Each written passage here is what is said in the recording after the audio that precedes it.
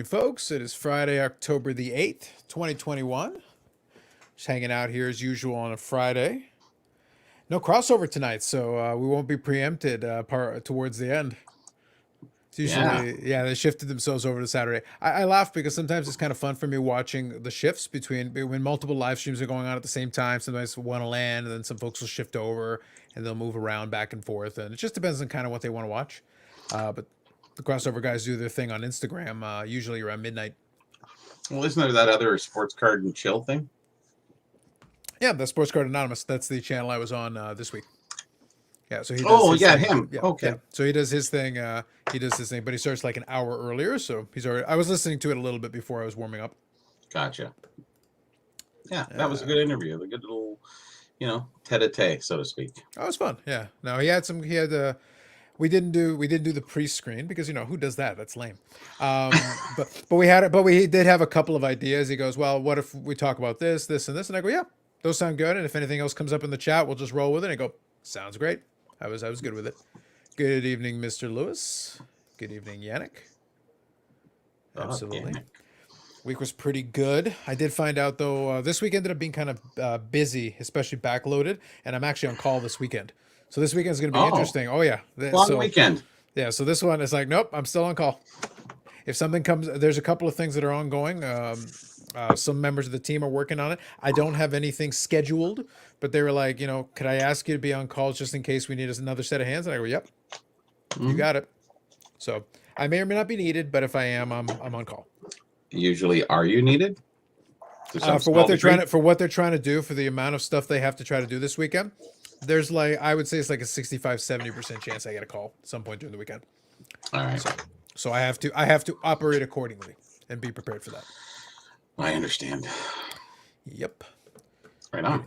Good evening, Jeff. Absolutely. Otherwise, the week was good. It was kind of fun in terms of quiet on the hobby card front, but a lot. It was really busy the week before, and there'll be some other stuff that'll be coming in later.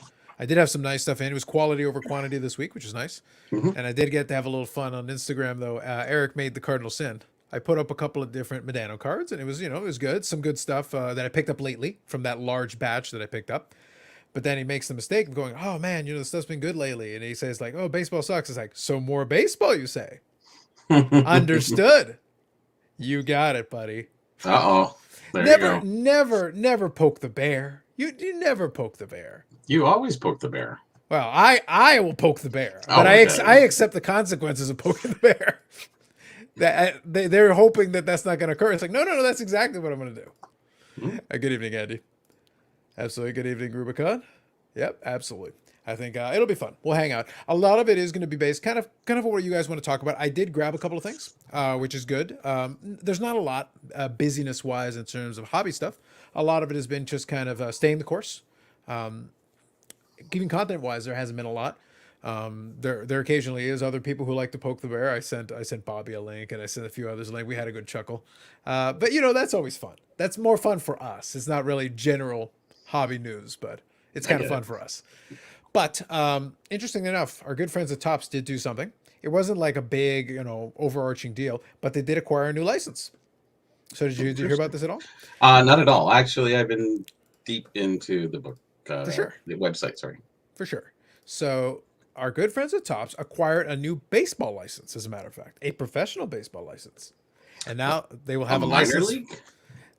They will have a license with the Nippon Professional Baseball Organization in Japan. I should have guessed. In Japan. That's smart. It makes perfect sense. Now, here's what's funny. I was joking with somebody. I go, well, if Topps is going to go this route, because when baseball was having its issues with COVID, there was really only one professional sports league that was running, and that was in Korea. So you had the KBO in Korea was running. Now, obviously, Japan, baseball is big in Japan, so baseball can get an exclusive license. There you go. Korean cardboard, perfectly timed. Nice. I didn't plan it that way. I actually just saw it now. But you could go KBO if you wanted to.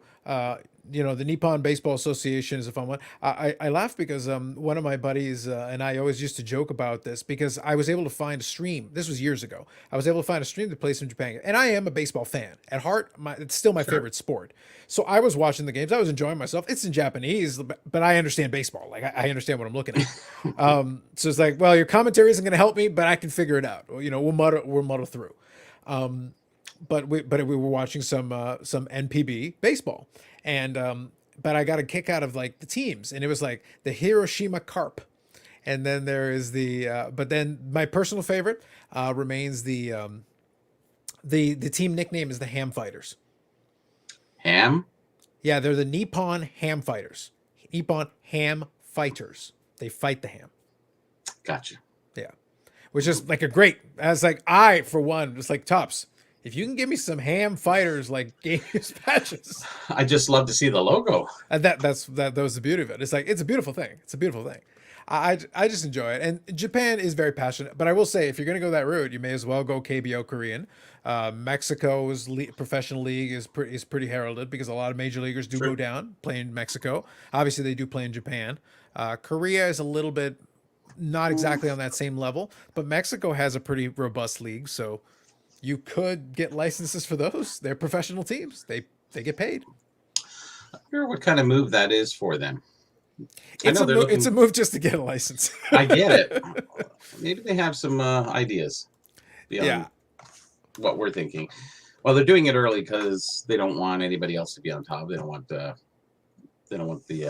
other guys being first on everything. So I would just love it to see if it's like, so we're going to, it's like, Fanatics would like to announce an exclusive deal with Korea and Mexico, and the other one, it's like, it's an arms race for those other. I'll go for whoever.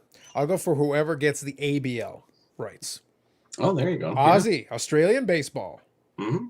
They used to have cards back in the day. I have like like most of a set. It's like the Perth Heat, my friends. The Perth Heat. Don't sleep on the Perth Heat. Like I said, I'm a baseball fan, not just a Major League Baseball fan, a baseball fan. I acknowledge the international leagues.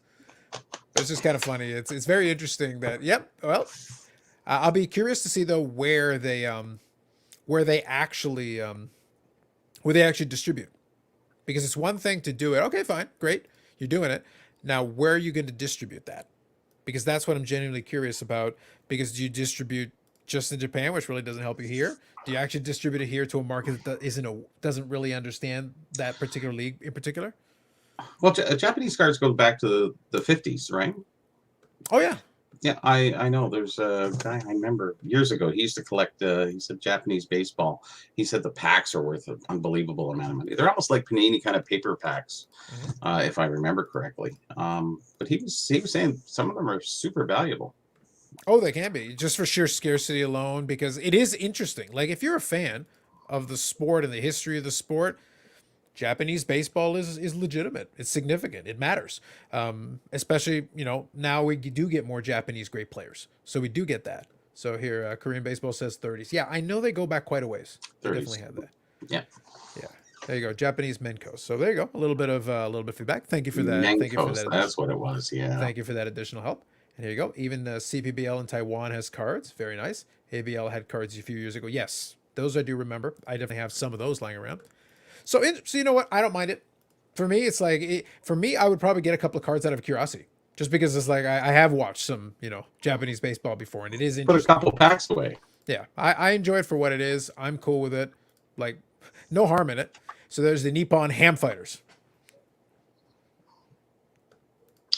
Were you hoping for more ham? I thought a pig with not the apple, but the baseball. Anyways.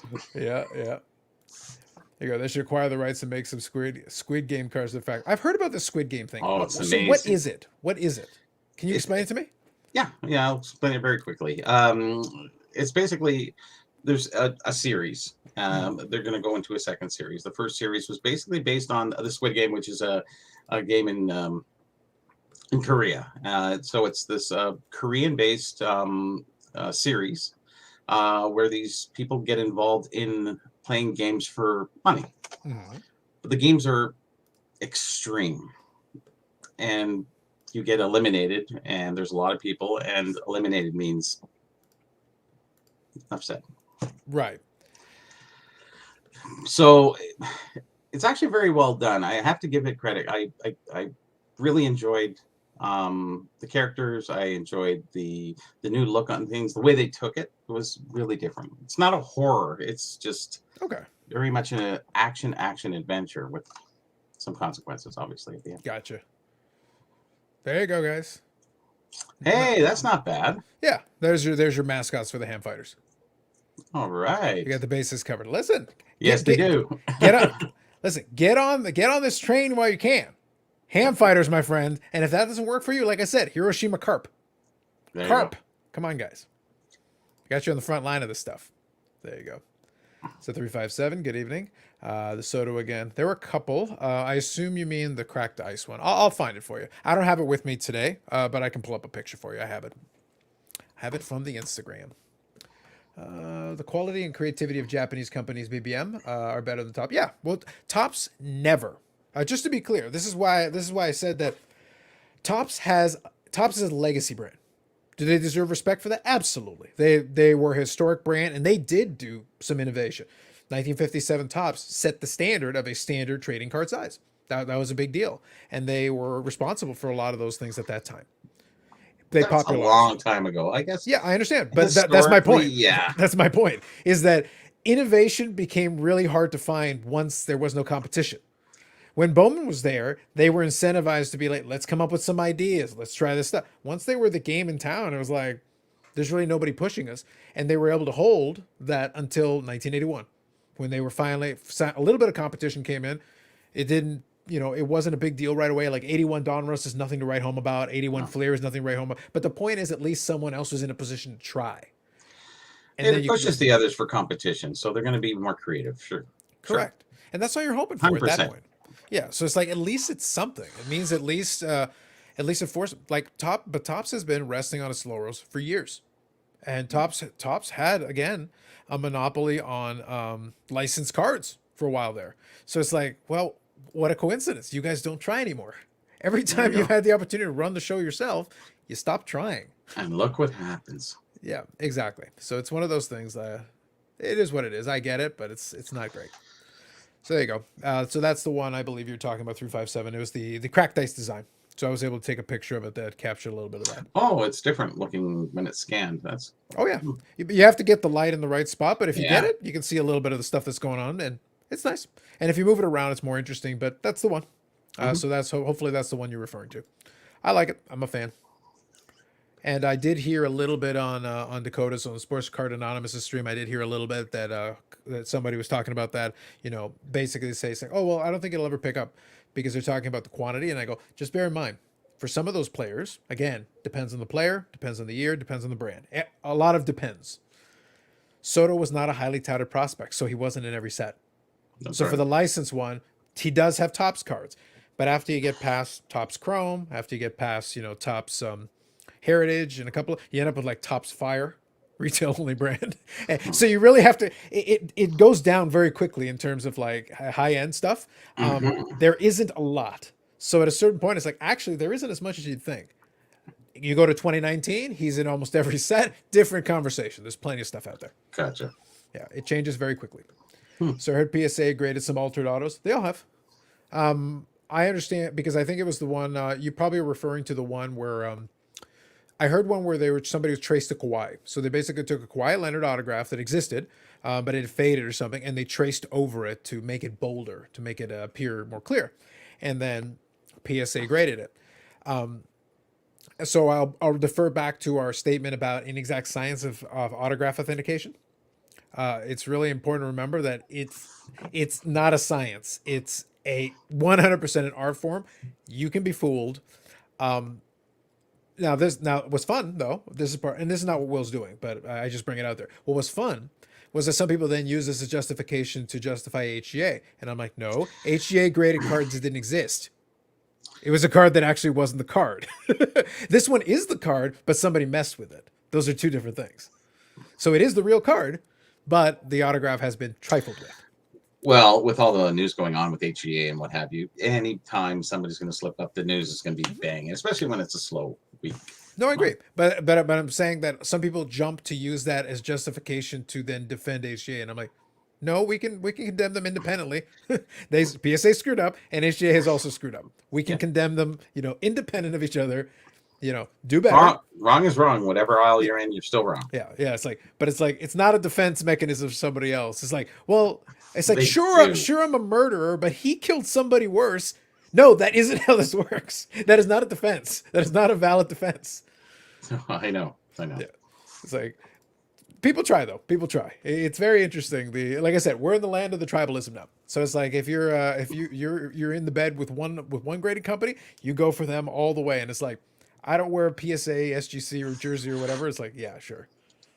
Like Gacy's saying, I'm no Bernardo. Like, whatever. Mm. Yeah, kind of do a poke fun at PSA, and that's fine. We do not question poking fun at the companies in question. When they screw up, they deserve to be poked fun at, which is fine. Yes. But that's why I say, like, the only time I push back is if somebody that says, "Oh, well, because of this, then now I can defend it." No, no, no, no. One thing has nothing to do with the other. Stop. You want to make fun of this thing? Go ahead. This other one, I'm also going to make fun of it. We can do both. Sure. We have some versatility. So yes. So our good friends at Topps at least trying to make some moves. So good for them. That's at least something. I'm happy for them. I believe now the other one, this is less of a news story, but it's more just a point of order, just to remind everybody. I think PWCC is about to start their monthly auction now, their official monthly auction. This is not the buy it now. This is their actual ongoing monthly auction. Yes, PWCC. for their platform. So that'll be so I think that is about to start, or it has started. I don't remember. I'm going to take a quick peek at it, but either way, it's another platform. If you do see something that's interesting for you, to me, more platform good. Let's see how they do, because running a monthly consistent, set of auctions is a little different than kind of the premier auctions they were doing. Because once you start doing it more, then you're not going to necessarily be able to promote the same level of quality items. You're going to be promoting some more regular items, some stuff that's a little bit more in the regular price ranges. So now we can start to see how they do price wise compared to like an eBay on an equivalent card. So we can start doing some apples to apples comparisons. I think it'll be a little bit better this time around. It is a little bit slow out there right now, but with last month, it was kind of the carryover. So, we'll see what's going on. And plus, there's again this week, too. That is true. That is true. But is that a point that you're going to cover? Or are you talking about the lawsuit? Yeah. The lawsuit happened weeks ago. I know. So real quick, I'll refer to kind of what we were having a little bit of fun with earlier. Sports Card Radio is it's become one of my dark favorites. It's kind of their approach. They do take a more abrasive approach to it, a very self-promotional approach as well. They're like, and if you go back to our archives, it's like, oh, look, I wasn't reading your website for a reason. I knew you existed. No one cared. That's the reason no one read it. But bless you for being there. The point is that they are less restrained from like taking pot shots. So they do indeed. So they're a little bit less New York Times and a little bit more National Enquirer, but it's not always aliens. It's sometimes actually there is a story here. Their approach though, they will also run the alien article just because they're them. The point is though that they were kind of making some additional references to the lawsuit that PWCC has got, the class action. So we did touch on that a little bit. I think a couple of weeks ago now, but nothing really has changed as far as the lawsuit is concerned. Where it was fun though, where we did have a little bit of fun with it, was that he did poke fun at some individuals who like to be very positive in the hobby in their interviewing capabilities. I saw something like that. Yeah. Not that we would do that. Listen, it is beneath me to take a pot shot of that kind. Not it's beneath me to take pot shots. It is beneath me to take a pot shot of that kind. Of that kind. Of that kind. We have our standards, Bobby Burrell. We have our standards, sir. It's a floating standard. Look, at least it's a standard. It's better than nothing. We have a standard. It is better than nothing. It fluctuates a little bit here and there, but yeah, it's still a standard. Like I said, and it would be inappropriate, but all I'll say is if you are interested, I will make available the link to it. You can look, it's only like a 3-minute video, or 2 minutes even. You can certainly watch it yourself. It's not very long, but they do question the methods in which some people are interviewed, and you may recognize some faces. Theoretically, hypothetically, not that I would know.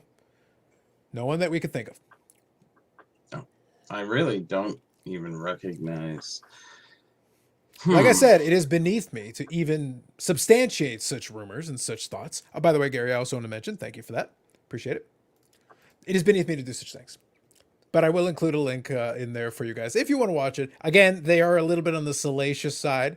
There are elements to it that are reasonable, and you can decide for yourself if it makes sense or not. They do have some videos that flat out just silly, but they have an opinion, and they are rendering. And the focus of the video, by the way, is not just on this screen cap that I took because it entertains me. The main reason, though, that I'm mentioning it is because the focus is on the gentleman at the bottom. Jesse Craig from PWCC. That is the focus, the main focus of this, and it's 2 minutes and 30 seconds. Isn't he on tonight on some show? Lord knows he could be. I did see something that he was a guest. Yeah, well, he's making the rounds. He's been making the rounds. Yep. Good evening, Eric. It's going well, Shane. It's going well. How are you? But yeah, so anyway, bottom line, I'll make the link available if you guys are interested. I'll put it in the description. Actually, well, what I can do here. I'll put it in the chat right now, and if you want to check it out yourself, you can. It's like I said, it's 2 minutes and 30 seconds. It's not a big deal. If I watch it a little bit sped up just naturally anyway, but you can make it even shorter if you want. But that's your call. So I'll just put it in the chat for you guys if you want.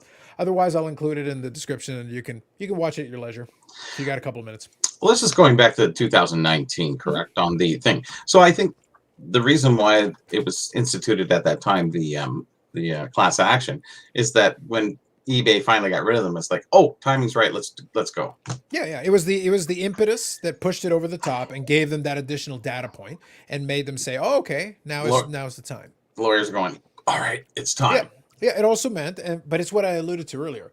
The fact that eBay did this means that they are confirming they have the evidence in place, which means if it gets far enough, that means somebody can invoke them. Okay, you have this evidence, now bring it. Because now we need to discuss this because you have what we need. They'll have to solicit. Yeah, that'll be interesting. That's what I mean. Like there is the point that I made was that eBay doesn't have just one skeleton in their closet. And if you rattle one to take it out and you're trying to selectively pull one skeleton out, is it like a Jenga piece where you move the wrong one and suddenly the thing falls on you? So if you're eBay, you're going to be really hesitant to be like super cooperative. Yes. You're going to be like, yes, we have it. Can we take a little time to get that back to you? What are you doing? Why are the paper shredding sounds in the background? Nothing. You heard nothing. I know, class action. Look at what's that? The one out of Buffalo was that class action, the Love Canal. That's been going on since '78. Yeah. It's still not resolved. Well, that's why I wanted them forever. But that's the reason why I wanted to be very clear that it's interesting in concept. But I don't expect a satisfying resolution one way or the other. I expect it to drag off for quite a period of time, if anything happens. And more than likely, somebody will get it thrown out on technicality or it'll be settled in some way. Those are the most likely outcomes. So it's like, yeah, note it. Just keep it in the back of your mind, but we probably won't hear much about it for quite some time again. 25 million is a lot. I wonder who has their hands in there. Yeah. It's I usually when it's like that, they'll take whatever they feel like the damage is average and like multiply by the amount of instances they see, and that they came up with a number. Yeah. So it's like, it's interesting, good to know, but I don't expect too much to move on that for quite some time. It's not even an actual number. That's the funny part. It's really just a guesstimate. And there's no proof behind it at that point that they're walking into it because eBay has all the records. Unless they have those records, they can't really, what can they prove? Yeah. Without eBay. Absolutely. So while we're talking here, I'll actually pull it up because this is the monthly auction that we're talking about since it's up. Sure. Yeah. There you go. The mantel's only $13. Bid. Quick. I think it's a month-long auction though. So it's like, yeah, it's like not exactly a last-minute snipe there. Is that really the opening bid is so low? Let's take a look here. Let's just see. I haven't actually opened up the platform. I'm actually seeing it for the first time with you guys here. Well, it's similar to the other platform, but I hadn't seen the monthly version. So let's take a look. So you got your sign in there. So extended bidding starts in 16 days. So you got quite a bit of time there. You got your description. Okay, great. Yeah, and I guess you have to be signed in to be able to actually push the button. But yeah, you got weeks. So I guess that is. I'm surprised they don't put the price on the same screen. I guess you got to log in for that. It's kind of weird. Really? I guess so, yeah. Like I said, I haven't tried it, and I haven't logged in. So I'm wondering if maybe they start it low. Yeah, everything is like, oh, well, guys, you got to put the bid on the screen somewhere. I would hope. I guess you have to be signed in for it. Yeah. Gotcha. That's fair. So, Will? Yes, I do. Yeah, for the 90s, I'm pretty well countered. Starting bids are at $10. Okay, so it's an across the board minimum. Cool. Okay, that'll at least make it interesting. At least it gives everybody a sporting chance. I think that's cool. There you got an old judge. It's a SCD 1 of 1, SGC population 1 of 1, none graded higher. Nice. Wow. Dick Buckley. Yeah, but they got a lot of variations on these, but that's still very Oh interesting. yeah, that's maybe why it's a 1-on-1. Oh yeah. No, some of these it's like, oh, but that's just kind of an ugly. Yeah, but guess what? You won't find another one because they got so many versions and variations and different pictures that they use. So, Mm-hmm.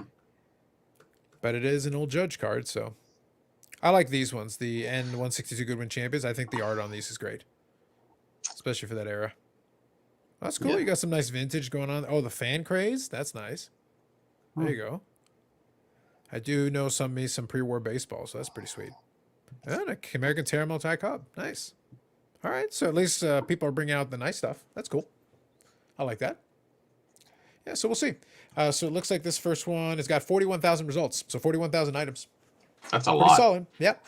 So you're getting a month worth of auctions. So yeah, you're gonna have some time to look at it and make decisions. So that's pretty sweet. Not bad. Not bad at all. All right, I'll take a little bit more look into it. I may have to fill in some information, see, and if I see something interesting, I may try making a bid, see how it works. There's a lot Slow of enough time. now. Yeah, there's enough time on there that I'd be curious to see. Like, it'll be interesting to see how something like hockey would do on this platform, because if you're talking about more conventional items, they're not exactly going to draw like this big crowd. Like the Gretzky and stuff and whatever, they'll draw fine, but you take some of those other players that are not on that top tier. Do you get enough eyeballs to draw enough traffic to get decent prices for it? That I'd be curious about that. I don't know. Kind of Gretzky or Lemieux, maybe, Yeah. or Howe, or yes. After it gets after that, I don't know. Yeah, that's what I mean. It said I'd be curious if it would do much for you if Well, 41,000 items. There's got a lot of low end stuff there too, right? absolutely. Yep. So, That's kind of why what not? I'm banking on there. Ah. So we'll see if they've got anything interesting. It looks like it's just more copies of the O-Pee-Chee Premier Rookie. What everybody and their brother has. That's a little disappointing. I'll take a look. I'll take a closer look and see if there's anything else, but I'll scan through. We'll see. All right, so Shane here's got a question. Became a fan of his in the mid '90s. We had a lot of highlights on SportsCenter at that time. You do your top 10 plays of the whatever.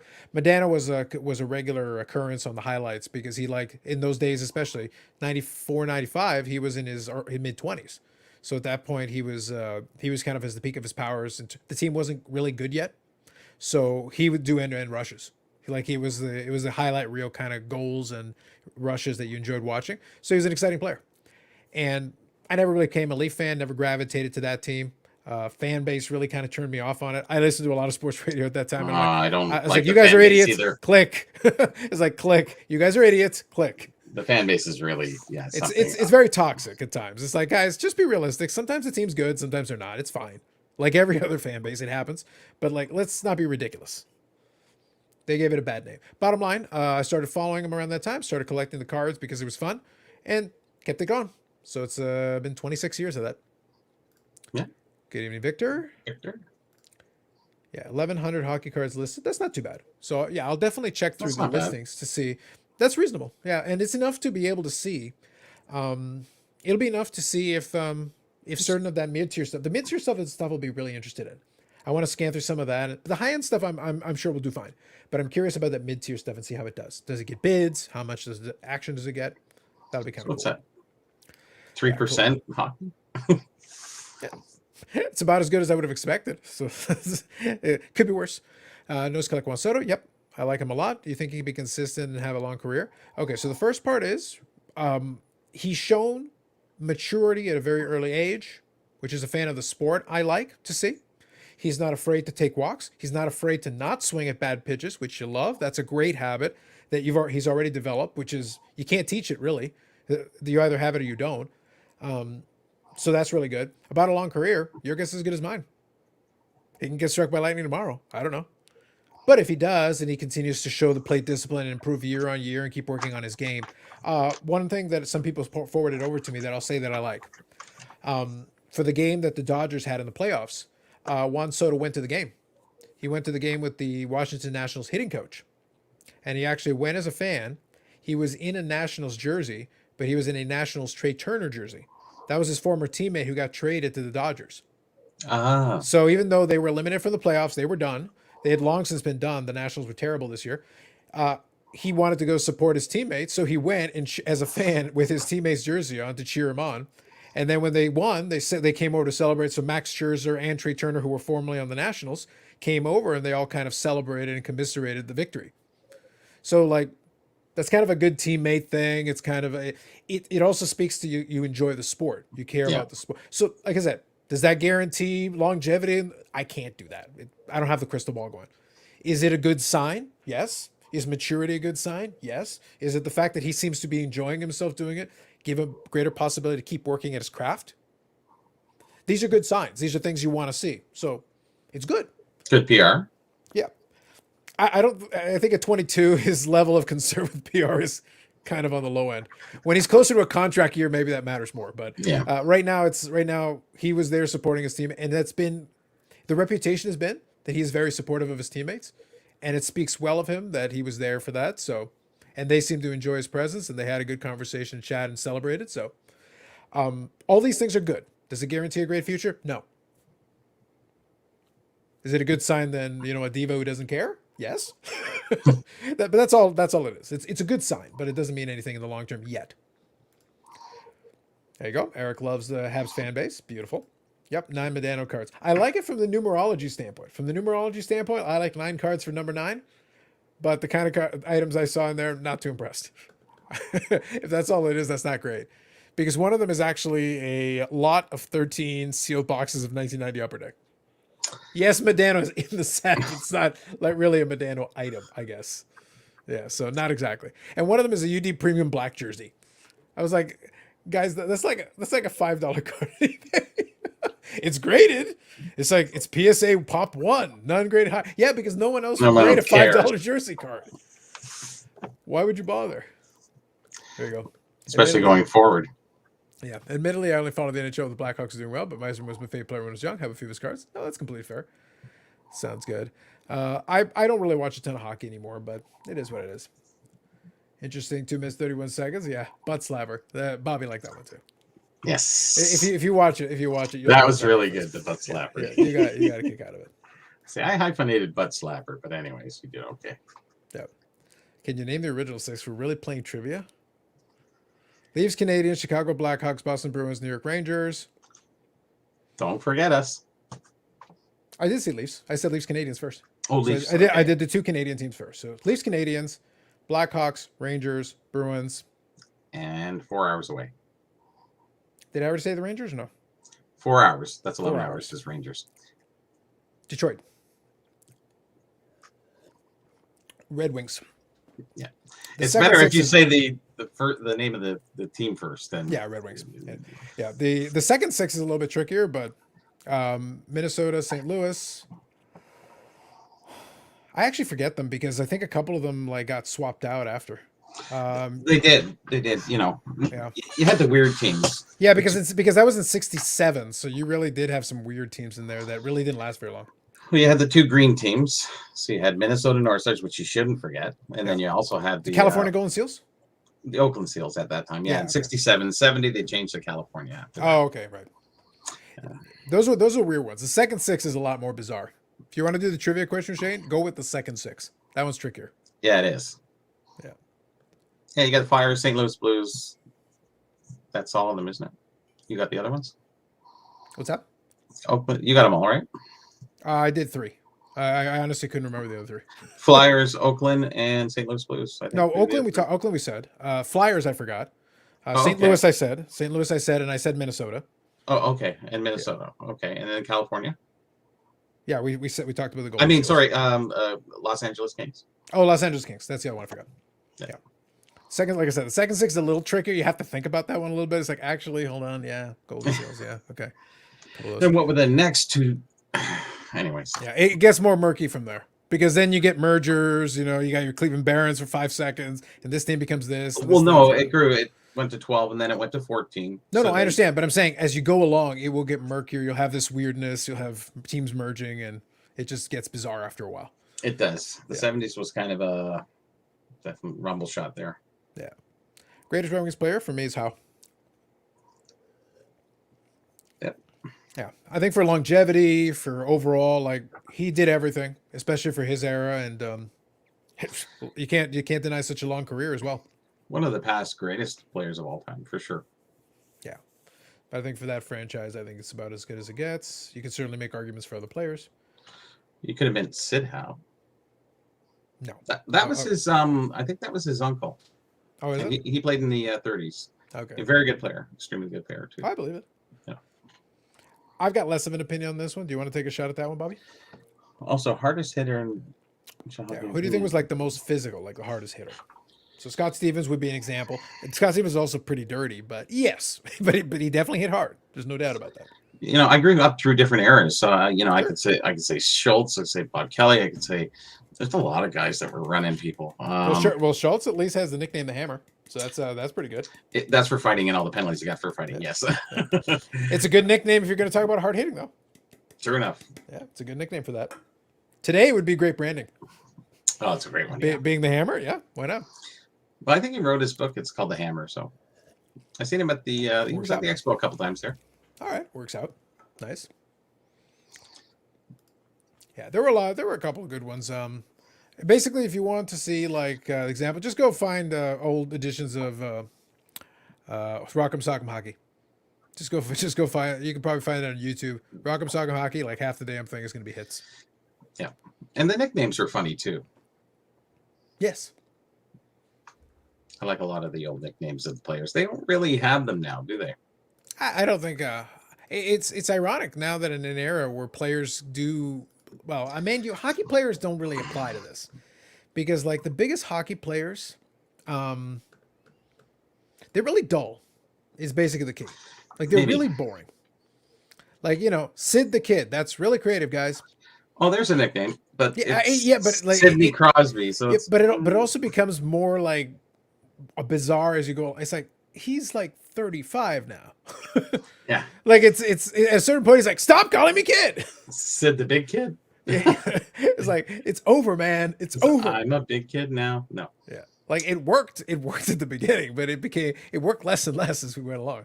Like Yeah, Kenny Linsman, the Rat, and it's some great, Exactly. Char in his prime. Yeah, no, that's fair. And Char is a big guy, so What was his nickname?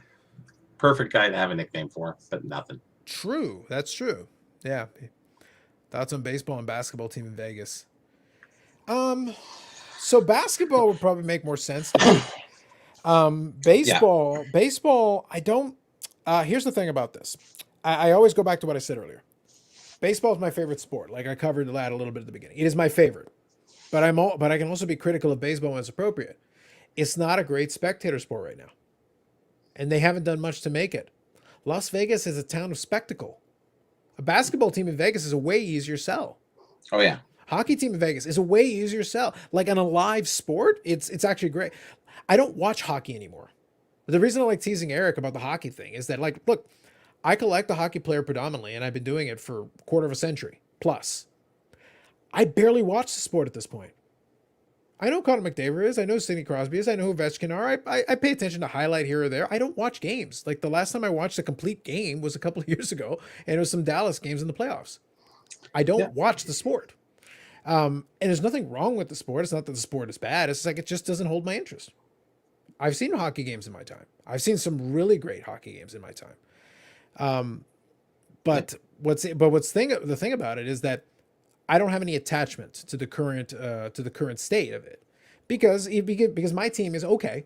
They're fine. But I don't feel like we're competitive. If they're competitive, I'm more interested. Right now, I need my team to be competitive. If they're competitive, I will watch games. But they haven't really, to my assessment, been legitimately competitive in such a long time that is like, I can't get that excited about it. But they got great young players. Like they've got all kinds of stuff going for them. And I'll go out of my way to watch a couple of games next year because they do have some young guys who look impressive and could have a bright future. So I'd like to at least watch a little bit of it just to get an assessment of it. But it's like, Yeah, but a basketball team in Vegas would be great. Sports card show in Vegas would be great. Basketball will do great. And they're starting to put some sports card shows in Vegas. So that's definitely it's happening. That'll be great. Yeah, they're really starting to. I'm noticing them more because they're really starting to promote and ramping it up. Like they're really getting excited about. They've had a couple now. Well, Brad said he was at one, right? Yeah, they're starting to make it a thing, which awesome. I'm excited. Sounds good. Sign me up. Yeah. Definitely make that. See, when you're in Vegas to see a basketball game, that'd be great. Why not? It's a great sport for that. And by the way, it's a great sport for comps at casinos. Casinos could buy up tickets and like give the comps out, the tickets for the comps. It's perfect. 3/4 of the arena would be comped for sure. It works, but like, do you think the basketball team cares? They're paid. They're paid Nope. for. Like, Oh, yeah. tickets are sold. Yep. And they'll get some, as a spectator attraction. Yes, it's a great town for that. It's a great town for that.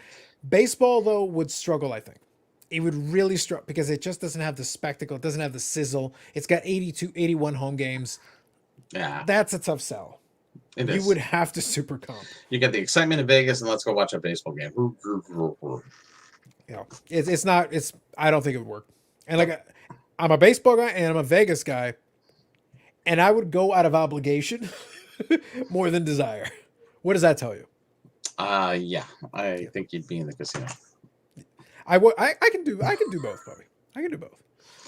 You could probably do both at once. That's what I mean. They probably have slot machines at the game. Of course. Yep. If you're watching, I think NHL's still in preseason, right? Yep. No, you need help. I agree with that, Eric. You need help. Oh, it should be. I think isn't it next week? I think next week they start the regular season. I was checking the schedule, and yeah, I think it's next week. I think we're close, but I think it's next week. Usually they would be, but I think with COVID, maybe, I don't know. Yeah, I'll double check, but I'm pretty sure it's next week. I think we're still in preseason technically. It's the 10th, so it's usually there. It's right around this time. Yeah, we're getting pretty close. We're getting pretty close. Yeah, we'll double check. Not like I care too much. Rather play a game of rec baseball game than go to be in person. Yeah, no, that's fair. And what's funny is if we get back to the point where we can do minor sport and it's comfortable to go to, I'll go to minor baseball games. I still enjoy going to a baseball. I enjoy going to a baseball game, I'm not talking about MLB. I'm talking about a baseball game. I'll go to AAA, no problem. No problem. Do they serve beer at AAA? Absolutely.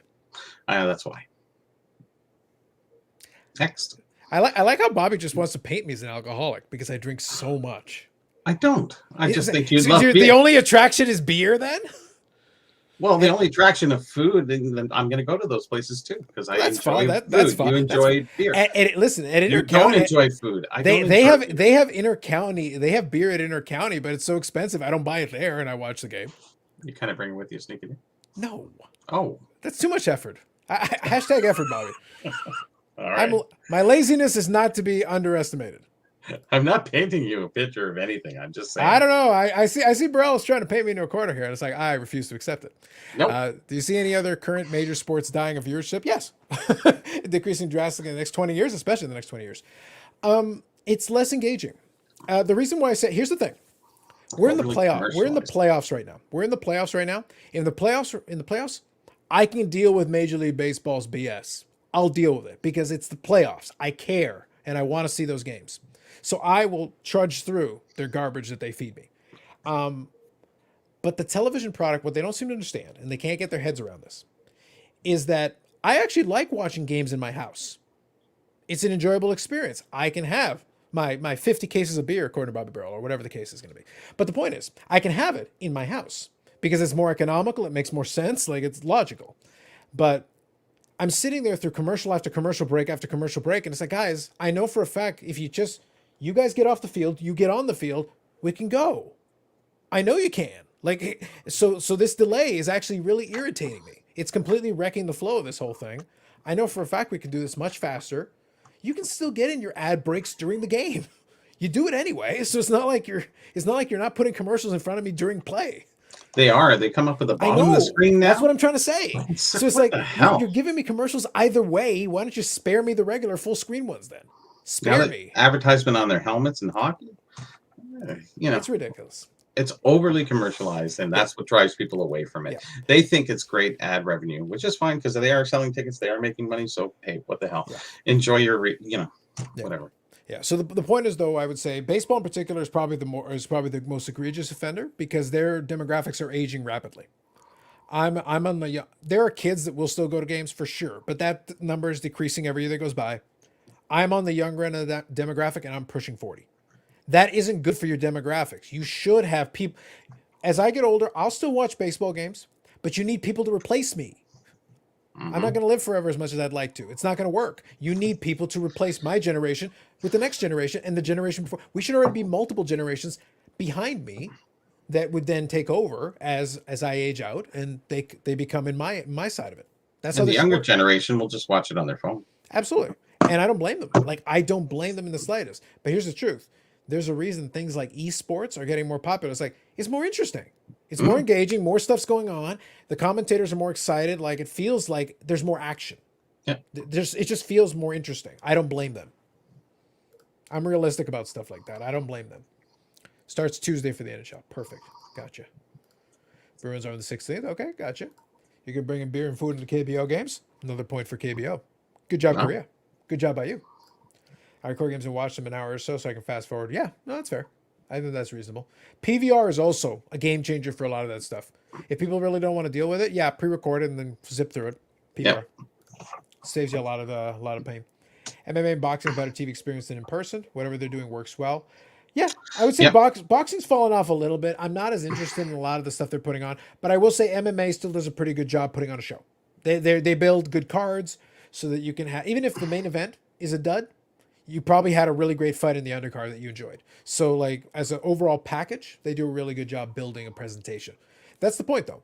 You get in these other sports that are building a good experience. When I'm at home and watching this, it should be enjoyable for me. I shouldn't be able to get up and do 15 snack breaks, 46 bathroom breaks, and maybe just walk around with my phone and scroll Instagram because you're on my 40th commercial and I'm bored. Hmm. I want to watch the thing I'm here to watch and you're not giving it to me. And okay, so my attention will be distracted somewhere else. You avoided saying beer break now. See, that taking all the fun out of it. The good stuff. I will join you in that. This is my We cooler. grab every This is time we my talk cooler. about I Vegas. still refuse to deny the end of summer. I'm still Every having my time, beer cooler. every time we talk about card shows in Vegas, you know what we're really talking about, don't you? Yes. I don't think you need to go to Vegas to drink, Bobby. This is not- Yeah, no. Has nothing to do with drinking Listen, or hockey or basketball. Card games are good, Bobby. Don't question Yeah. the card games.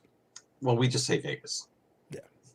And we just say baseball. And we just besides, speaking of an interactive experience, if you're at least participating in that, you're engaging in it. It's different from watching it. Yeah. You're doing it. You are it. You're there, and you're watching that weird guy with the twitchy eye who's giving you his tell right now. So you're engaged in the situation. I assure Oh, you. yeah, it's fun. Yeah. So it's that's what I mean. Like Vegas is a great venue in some cases, but also a really tough venue because there's so many directions you can go. If you really do enjoy shows, they got shows. Choice. If you do Food. enjoy gambling, done. You enjoy food, you got it. All Like the best. all you want just different kinds of experiences and things, you got that too. Like there's no lack of choice. Yeah. I'm saying experiences, I'm keeping it very broad. I just went, yeah. Very broad. Experiences. Oh, we said that's an experience. Eric. Experiences. That's all I'm saying. But the point is that Vegas has plenty of options, so that's great to draw people out to go. And the thing is, you can probably still get them there. But yeah, if a card show's like 3 or 4 days, yeah, I'm going to card show one day. I'll give them a day. But I'll take a week. Yeah. But in and around that day, there'll be other things to do Of course. right in and around that area because it's Yeah. surrounding you in every different direction. So it doesn't matter. Of course. But that's what makes it fun. Yep. But the point is then you can definitely coax people out. It's like, oh yeah, I'll travel to that. It's like, but you don't want to travel to the Dells? No, I don't. Well, I'm a big advocate for it because it's so cheap to fly to Vegas for Yes, Canadians. It is. And Florida. Everywhere else is it's almost twice as much. And the times are limited too. Where Vegas is like, and Florida is in and out, in and out. Oh yeah. All the time. Anywhere where you can go, anywhere where there are attractions and things year round, and the flights are basically a loss leader to get you there, to be like, and even hotels, it's like they could charge more, but if they charge you less, you're more inclined to book additional days. Yep. While you're booking additional days, you're spending money on this, that. You're going to the casino, and that's where the money is made over time. Hmm. Yep. So it's one of those things. It is what it is. I understand. Yannick, we need to have a conversation if you need sports cards to take you to Vegas. No. They could ban sports cards permanently. I don't care. I still go to Vegas. Yep. They still have good food. Yeah. Yes, food. Indeed. All the top chefs have their restaurants there. They do. Well, that is true. They do have that. Yes. I always did want to go to a few of them. And there, jokes aside, there is also a lot of fun window shopping. If you're like, I would never buy that, but I will not see that anywhere else. It's like, what is this nonsense? Put your quarter in the window. They might go to that next day. You never know. That might be the next. Listen, they do not fail to monetize, sir. When they start going like, swipe your card to window shop. Wait, so that I can look at the window? Yes. Roxanne, Swipe your card. you don't have to put on the red light. Anyways. Yep. I think y'all got it. Yeah. So anyway, yeah, I get you. So for the most part, I was just quickly checking my notes here a little bit. No, in terms of like overall hobby stuff, there really isn't a lot. We got Mr. Butt Slappers. You'll need to see the video to understand that reference. PWCC's monthly auction. I'm gonna check it out and see what else they got going on. I'll be curious. I'll scan through a little bit and maybe report back next week once I've had a chance to give it a good look. I'll see if I can log in and see if it lets me put in a bid. I'd love to just put in like a token bid on something. I basically just want to see how the platform operates a little bit. Do you have to register for this one, like kind of golden? I think you have to do a minimum of some basic information. That's why I'm curious.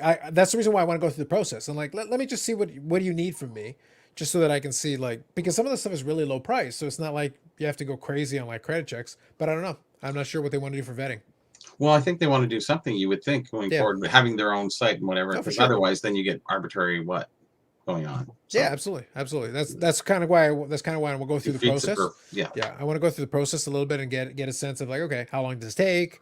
What do they need from me? What information is required? Like, what do I need to do to set that up? And then scan through a little bit, see if I see anything interesting. Yeah.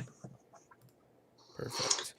So other than that, guys, anything in particular you guys want to chat about?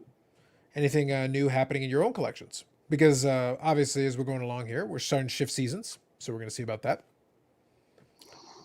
Let us leave it open topic for the chat. Let's do that. Cardporn's latest post about more fraud in the hobby. Is this different from the fake? Because there's a guy named 8Everlast24 who was a scammer finally caught. I assume, is that the one you're referring to, or is there a different one? With that name, you would be a scammer. Yeah, pretty much. 8Everlast4. What was that? That's 8Everlast24. 24. 24. Yeah.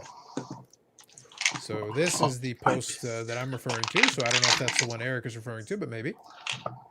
So longtime scammer finally caught. So this is the Kawhi Leonard one, I think. Let me quickly scan through it here. We're putting a call out to collectors. Extreme caution. Please read the slides and view images. So basically, you got here this autograph, and I believe this is the one that was kind of traced over. We hadn't heard about it quite some time. Max discovered that someone had colored in the Kawhi signature. Yes. Okay, so it was the Kawhi signature, RPA. And basically, they traced over the existing autograph. Wow, that's hard to do. So there's your alteration. And as you may know, Wax Museum Process will maintain an RPA traffic. It saves images of RPA cards of many of the big players. Each time an RPA card comes up for sale or image is published somewhere, he adds it to the image tracker, which is a very labor-intensive job. Credit to him for doing it, but it is a labor-intensive job. You just have to imagine. This visual director helps collectors see if an RPA patch has been swapped out or if a card has been otherwise altered or trimmed. So for number 83 out of 199, that specific one, has several images of it in raw condition and one image in the BGS holder. Each of the images showed that his signature was a bit streaky. Gold acquired it, so the individual here, on June 16th, posted a pic of the raw card on Instagram account and has since tried to delete the post. And miraculously, the signature is no longer streaky, as it's been traced over. So here are some certification numbers, so you guys can definitely check out. I'll just scan through a little bit here. There's quite a bit to it. Just want to zip through. So here you go. Here's the image of the card as a whole. So that is the one that came from his post. You can see it streaky, yeah. Yeah. So being streaky like that, it didn't look so bad. I've seen it worse, but so this is right now an image of various versions of the card.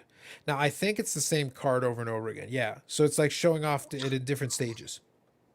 So when you build a database like this of different images, then you can compare because this one's number 83. All of these are number 83. So if anything changes over time, you'll be able to pick it up just based because one is in RAW, one is in Yes, PGS. that's the smart way of doing it rather than just Yeah, taking and then one. you've got a Because PSA holder over here as well. So it's one of those things you can kind of keep checking on. Yeah, here you go. Here's the direct comparison side by side. So yeah, see that streakiness. It's part of the pen, the way it works. Sometimes it's Yeah. not from fading, because I've seen it faded or rubbed, but or you know, a little bit of a swoosh.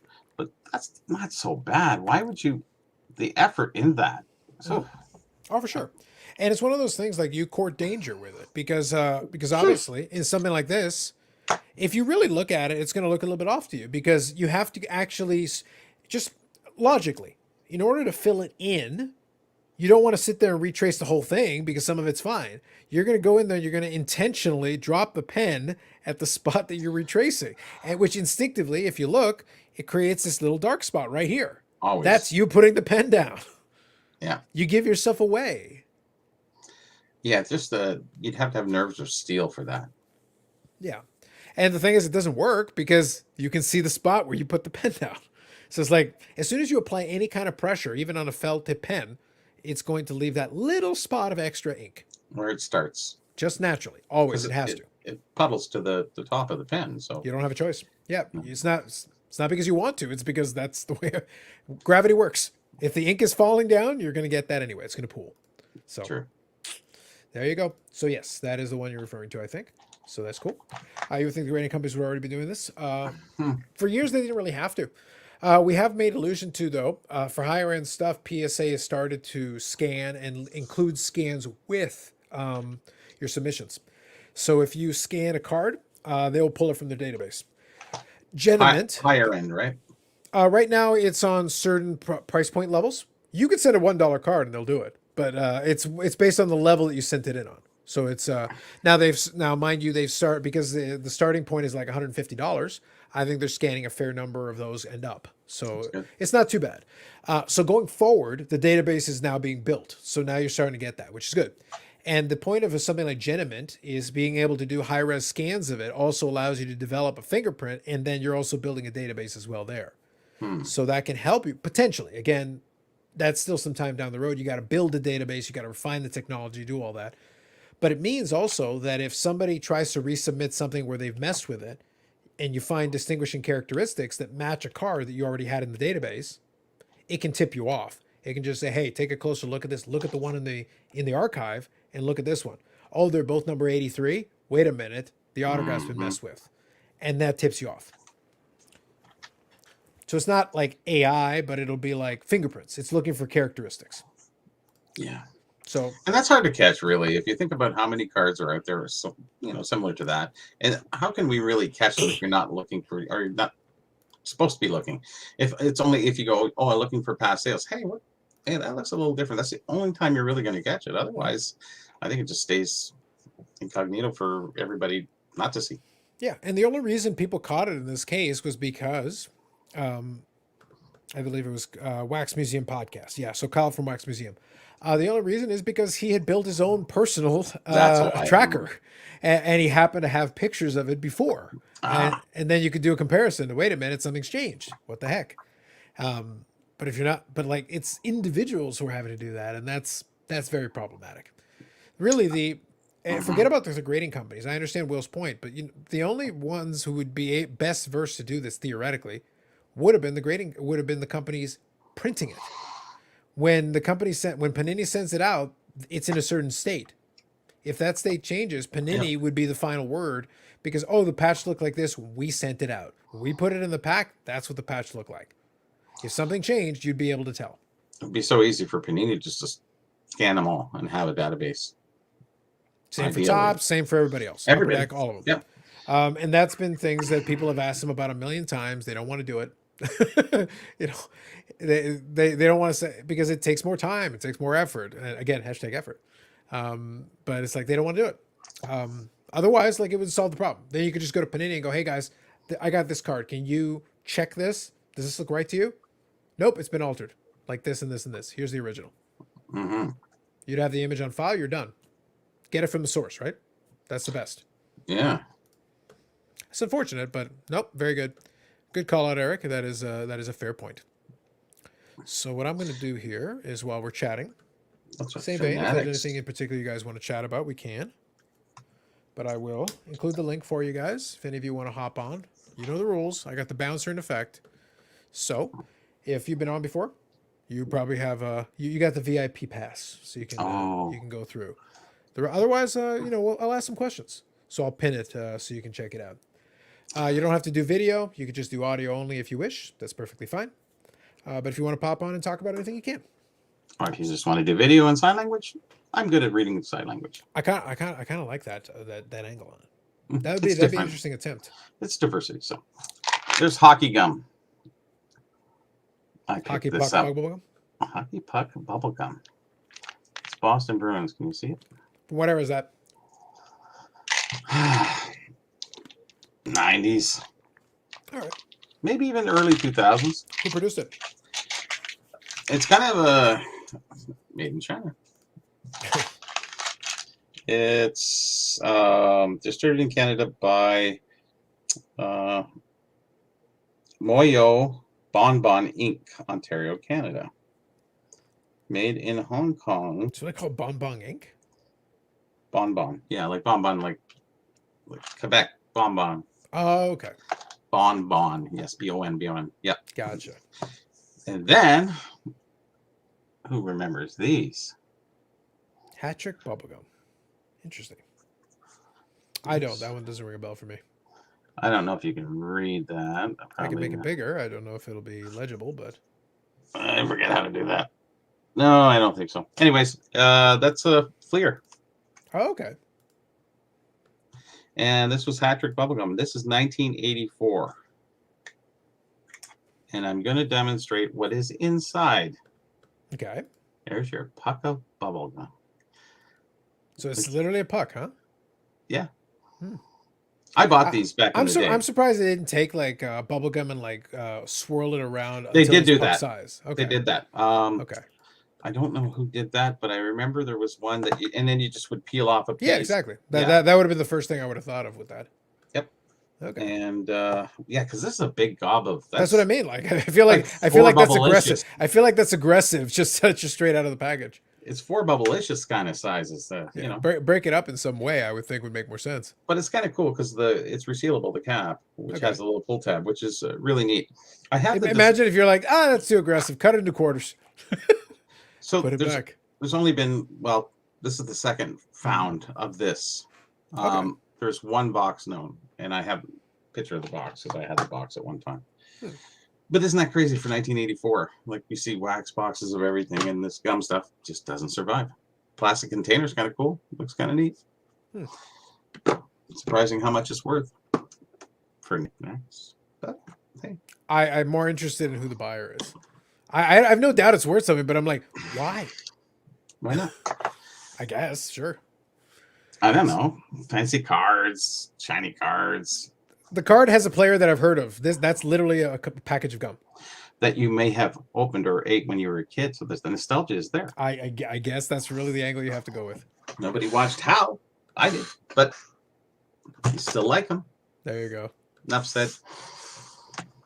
Move on. Let me know when I can see highlights of gum. Mark Karpinski. I collect almost exclusively old vintage pre-war, but I just landed 2001 Topps Trader Rookie of the Year Ichiro Pujols card. Underrated card, I think. Yeah, especially since both of the guys are same year. First rookie year. It's not a rookie card, but it's a dual rookie year card. And obviously 2 fan favorites and 2 3,000 hit guys, which is actually pretty sweet on the same card. What are some underrated cards? Underrated, undervalued, same thing, right? I don't think so, because I think it could be underrated from the perspective of maybe people should enjoy this card a little more, or because it can be hidden. It can be something like, it doesn't mean it has to be valuable. It can just mean like, oh, that's just a cool card, because people kind of forgot about it. It's like, yeah, it's there, but it's actually kind of interesting. For a long time, that Ichiro Pujols card was. It's definitely increased in value as now people kind of, the rookies have gone up in price, and that's in the same set. They're like, oh, but you get both players in the card. It's not a rookie card, to be 100% clear. But it's a very cool card. If you're a fan of either player, that's really cool. You're getting 2 Hall of Fame guys in the same one from their rookie year, the same year that they both have the rookie card. Sure. I have to think about that one a little bit because at this point it's really hard to get stuff that's underrated. The big point is that anything that anybody considers underrated, they like throw it in your face. And they're buying it, yeah, Yeah, chasing so it. it's like it's still possible, but like you got to go obscure to be underrated, like really obscure. You got to go out of your way a little bit. So let me give that one a little bit of thought. But it is an interesting question. Thoughts on subgrades for vintage cards?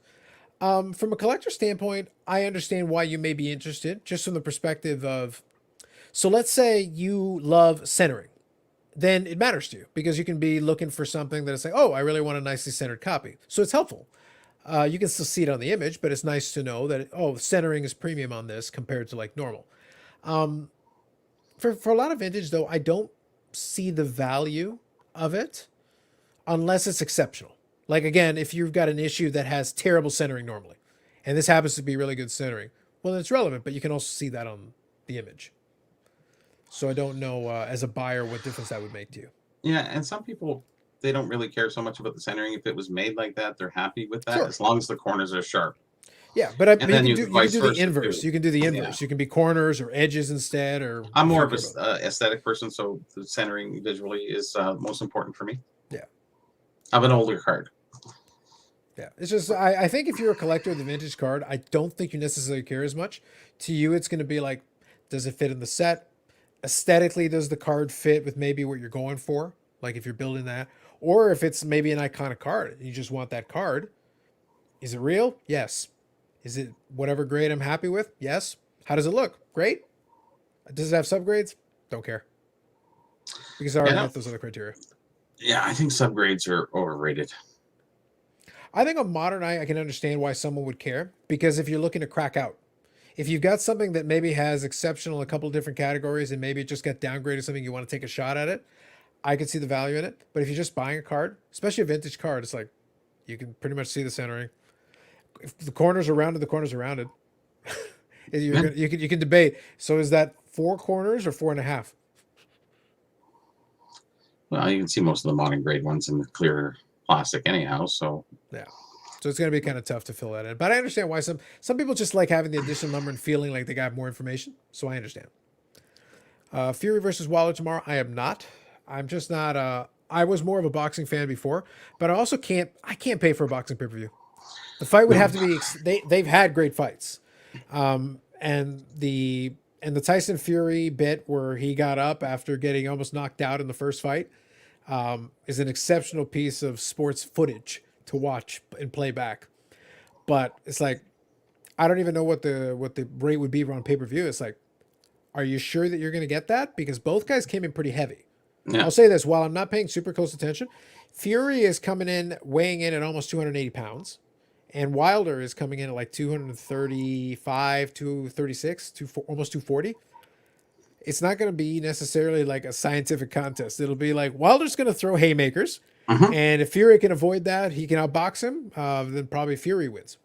But if Wilder connects on one of those and he doesn't get up Undertaker style this time, then it's done.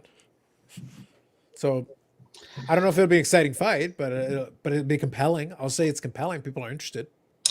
Yeah, I think with the super heavyweights, it's a slower boxing. It is. Uh, Yeah. as you go down the scale, the boxing, the techniques really come into play. The boxing quality is so much better.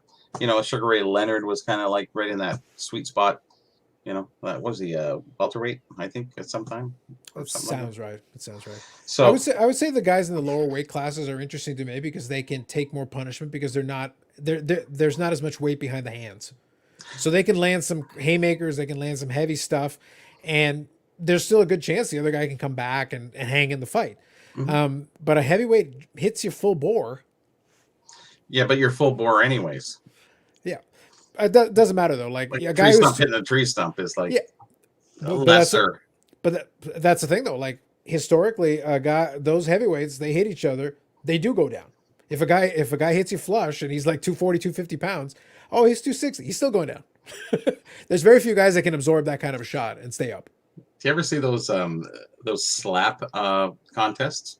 They're almost like arm wrestling. They do the same kind of thing. Oh, literally, they just wind up and slap. It's unbelievable. I just laughed my head off. I just watched a couple the other day. It's entertaining in its own way. I don't know if it's something like why would you want to participate in that?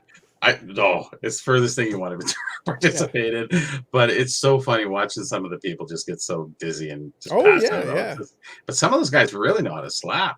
yeah. It's like it's not my idea of a good time, but watching it, sure. If y'all want to slap each other, go for it. I'm Yep. for it. I'm waiting for the cards. Yeah, no worries, Eric. Enjoy. I won a Raw Crosby UD rookie earlier for $25. Not going to be 10. A little white in the corner, but curious if I overspent. There's a bunch of upper deck rookies. You're going to have to be more specific. You mean upper deck base? That's the Young Guns. In which case, you paid next to nothing. If it's the Young Guns, that's like a $800, $900 card.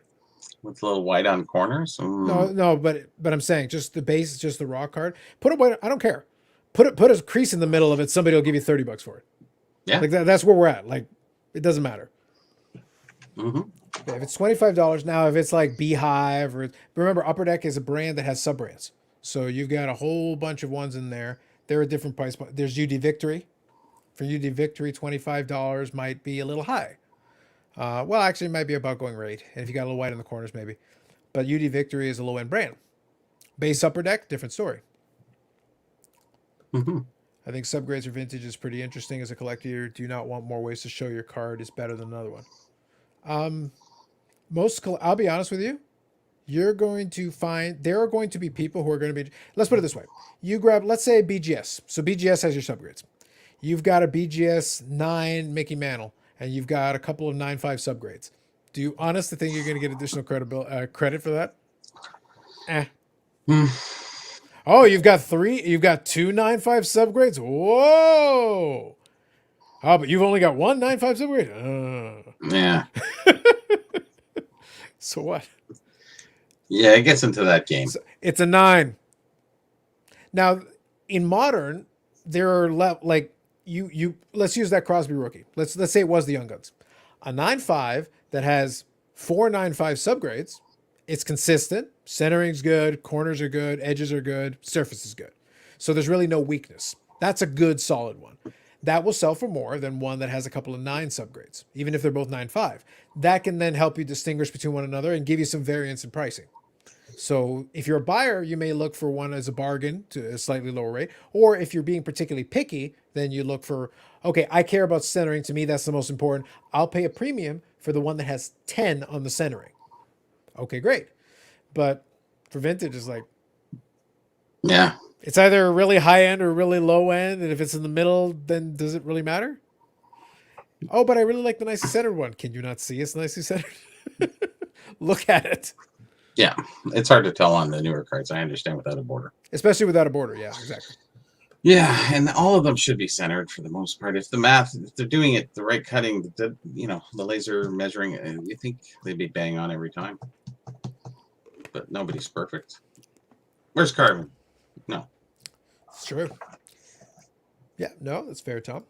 I'm surprised we haven't seen a box breaking show or Pack Wars on a channel like ESPN2. Has there been something like that yet? No, not on ESPN2. I just don't know if there would be enough that so people do enjoy box breaks. That is true. I think it would be very hard to convince people now that box breaking has been around a while. Like box breaking isn't new anymore. It would be really difficult to convince someone now to do box breaking on TV. It's so easy to be like, if you're bored and you got your it's everywhere. You can watch it right now. Yeah, literally. Done. Yep. And you can sit in and watch it for a little bit. And here's the other problem. Let me throw this at you as well. I want to take the thought and percolate on it here for a second. On ESPN2, you can't comment. On ESPN2, the interactivity. Half the problem with that is you're a passive you watcher. Involved. Exactly. Yeah. Yeah, it's not as exciting if you cannot be, even if they're not necessarily acknowledging each individual comment, you can feel like a participant. You can be chatting with other people in the chat. You can be a part of that. So it's like it makes sense to that degree because then you at least get that sense that you're participating in something. As opposed to TV, you're a passive viewer. It's going to need to be almost irrelevant in that regard now. Yeah. Rookie class. Okay. So I think I remember which one that is. I think you did okay. $25 for a Crosby rookie at this point. unless it's like legitimately damaged, you're fine. Hmm. $25 is fine. You'd have to look at the picture. You'd actually have to see an image of the card to be more specific, but I think you're usually fine at that. At that price point, you're okay, unless you got actual damage. They had box break on Barstool Sports. Yeah, but Barstool Sports isn't. Did they do it streaming? Because Barstool Sports, I think, does streaming. We're talking about Maybe. TV. Yeah. Yeah. So the distinction I'm making is TV. Internet, you can do it on a website, you can do it on YouTube, you can do it on Twitch, you can do it in a variety of different places. Perfectly fine. But if we're talking TV, not the best medium. You got to have a chat room in there somewhere. And how many people are really watching TV now? Not nearly as many as they thought in the past. Like Oh, we're PVR. We're PVR at best. Like a lot of us are just like, yeah, I'll watch it because I still have it. But everything that I watch is PVR basically, unless it happens to be a live sporting event that I'm sitting down watching. Great. Yeah. Um, On the background. Yeah, it's kind of one of those yeah. things. Most of the time, it's like even stuff that I do intend to watch. It's like I hate commercials to the point that's like, no, I'll record this and watch it tomorrow. I got the Survivor PVR right now, so I'm just. It was Wednesday it was on, so I'll wait till tomorrow morning and have some fun. Yeah, and kind of what to Eric's point from before is that then you can fast forward through the boring parts. It's better Yeah. than live TV. Just get through the boring parts. And even the boring parts, exactly. It's not even just the commercials. There's That's other what I mean. parts that are lame. Yeah. So it's sort of like, bye. Sometimes things will slow down for a bit. It's like you can tell where this is going. Let me skip ahead 30 seconds or 5 minutes or whatever it's going to be and get on to the next part. Yeah, I don't need to watch competitions. Let me see who won. He won. Good. Let's go to the voting. Done. Sometimes I used to whip right through it if I didn't enjoy the season. Yeah, it's going to be very dependent upon how much interest you get into it. If you're into whatever, and I do that, like we've made reference to the wrestling thing. I don't watch every second of every show. There are segments that I know are I'm actually invested in the story arc that this character has. Okay, I'll sit down for a minute and watch this. This other one, this match doesn't mean anything to me. Fast forward. And then you save yourself some time, but you get to watch the part that you really care about, and there you go. And you save some time on the back end. Yeah. So good evening, 90s Hockey Collector. Yep, watch Zero TV and only YouTube and streaming. Yeah, and a lot of people are turning to that. And the next generation to come will be even more leaned that way. Oh, yeah. TV is the dinosaur that's hanging on, but it's like PVR was the first step to getting that out. It's not moving in the direction they're going to like long term. They're going to have to be a lot more competitive and compelling with what they're providing for people. TV is more used for movies now. If you want to watch a good movie on Netflix or something, you got a half decent sized screen. Why go to the big theater? I haven't been to the theater in a long time because I just don't want to go. I like the popcorn though. I really do. It's the one thing I miss. But I have my own. Sure. So Dior here says, I think Topps Renee could launch some sort of show to preview new products and maybe pump certain products. It would serve as a fun promotional show. Are you talking On about like what on TV? channel? Are you talking about TV, DR? Who would watch that? Like I get your point. In reality, in the TV universe, you can find a channel for anything. But here's the thing: why on earth would anyone want to watch that when they can literally get the same thing on YouTube, or Twitch, or their own channel, or anywhere? Like why go through the expense of making a studio show for products? Unless you're talking about QVC, when you can do, unless you put it on the shopping network, which is you get PBS. a segment. At least then you can buy directly from it while they're doing it. So while they're giving you the promotion, it's like actually we can buy the boxes now. And they have those own phones they're gonna answer. Yeah. It's like at least then I could see value because then you can literally buy as they're pushing the product on you. I could see some value to that, but otherwise it's like who would sit down and watch that? You can find out the content. You can watch a box break and you know what's in it. You want the odds and stuff? 5 websites have it right now. Yeah, I don't think they're going to get the general public involved. I think they're involved enough at this point. I think they've been exposed enough to sports cards. So, driving at home, trying to, beat the heck out of it. I don't think it's really going to do any good. Yeah. For driving new people into the hobby.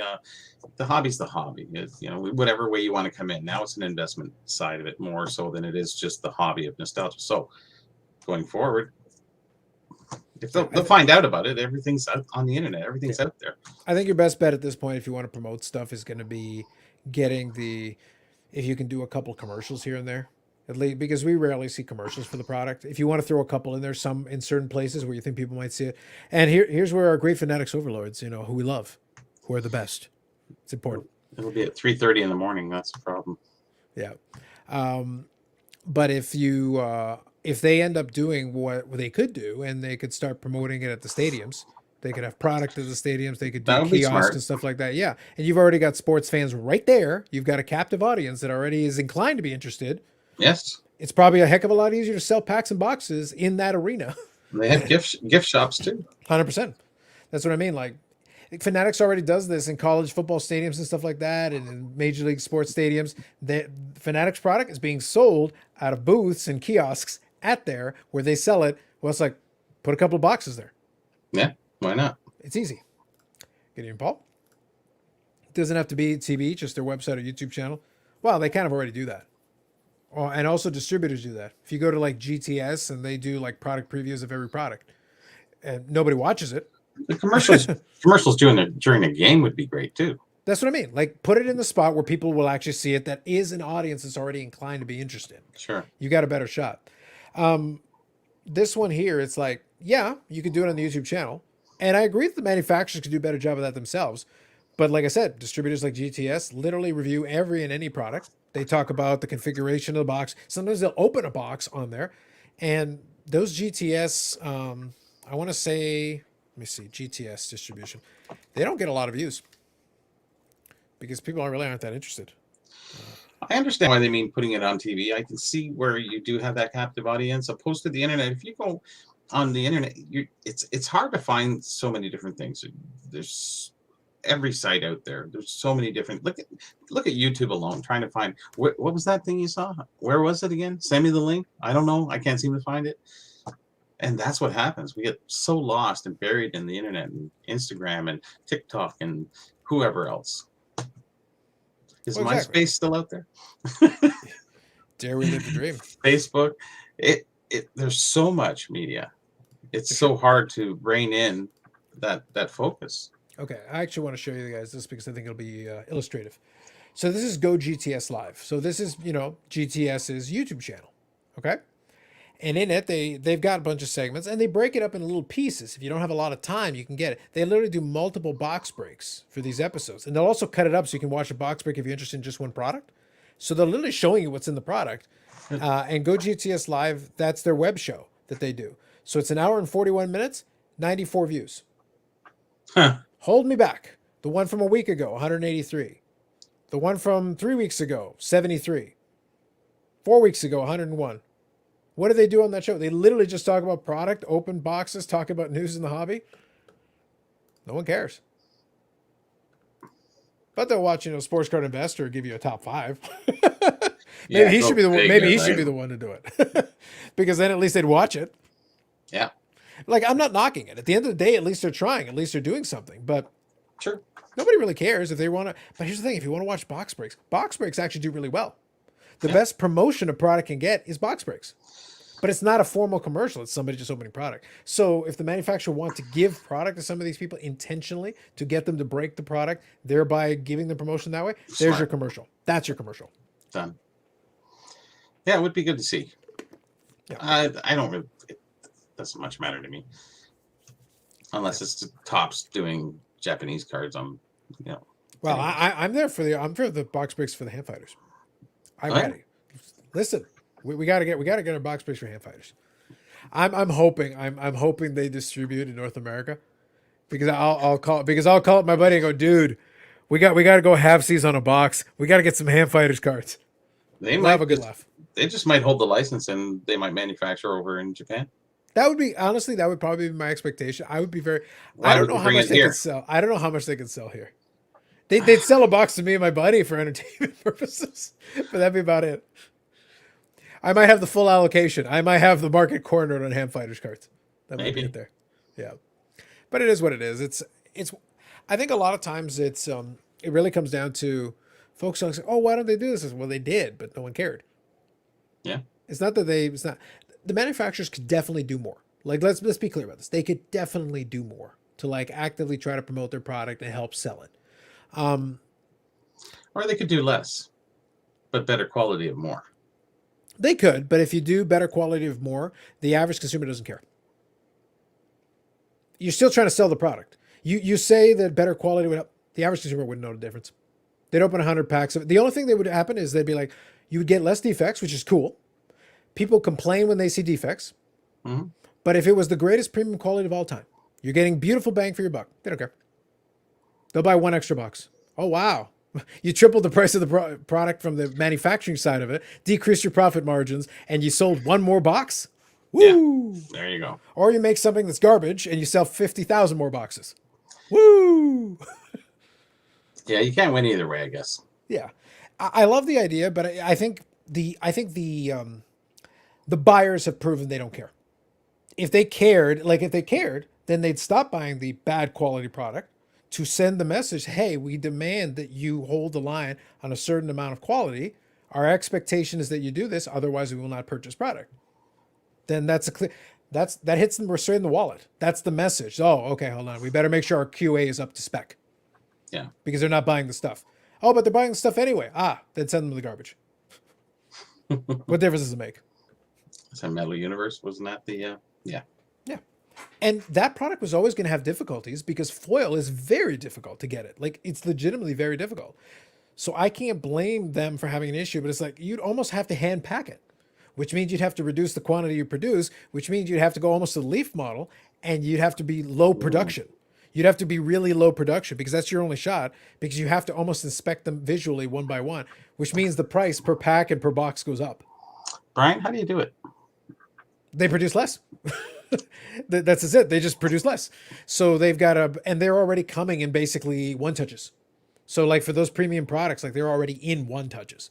So it's like, if there's an issue, then you can really yell at them and be like, how could you screw this up? You sent it to me in a one touch. There should be no damage on this thing at all.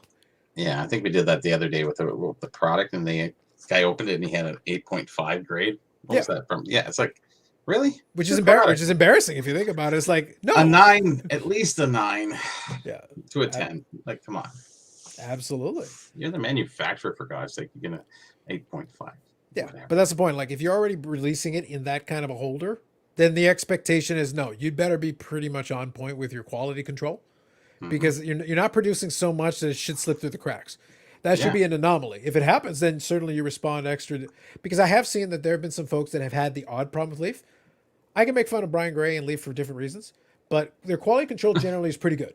Their quality control generally has been pretty good because they are small batch. It's a type, yeah. Yeah, and where I have seen them have the odd issue, I think the guy's name is Greg. I forget. He's the guy who does a lot of that stuff there. He's very on top of it, because if he says, because if somebody reports they had an issue and show him a picture, he goes, send that back to me right now.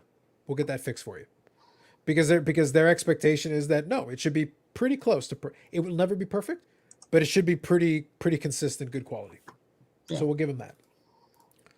Perfect. Buffaloes in the Nippon Leagues, Rough Riders. Like I said, the Nippon Leagues are interesting, Paul. They're very interesting. And Go Ham Fighters. Damn right. Has there been a behind-the-scenes video of the card manufacturing process? Not in years, to my knowledge. I don't remember anybody actually doing it. I feel like I might have seen an episode of like how it's made or something, but it would have been like years ago, and it would be very antiquated. Like, it'd be completely out of date to what it would be today. I would love to see it. Mind you, here's what may be funny.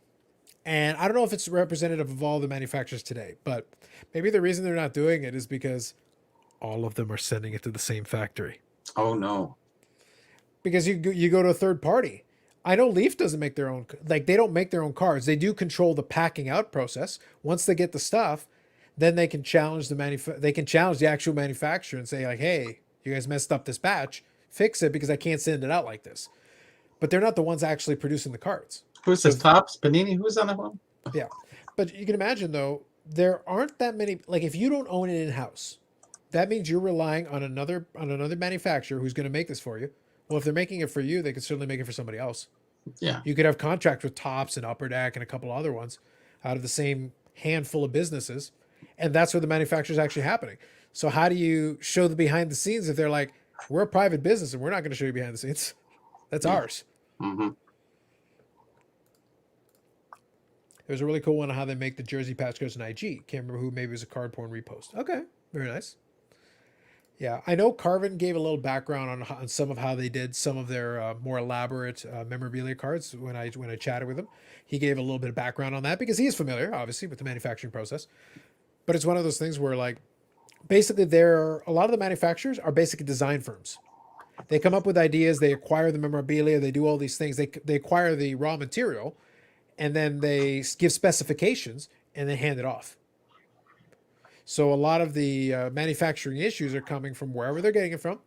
But then it becomes okay. So once you know there are manufacturing issues, are you going to send it back? Are you going to accept it as is and take your chances with replacements? How do you want to approach that? And the manufacturers have taken different stances on how they want to do that. Hmm. Small batch, though, naturally is just easier. Like if you're doing small batch, of course it's easier to keep quality control. Why wouldn't you? Yeah.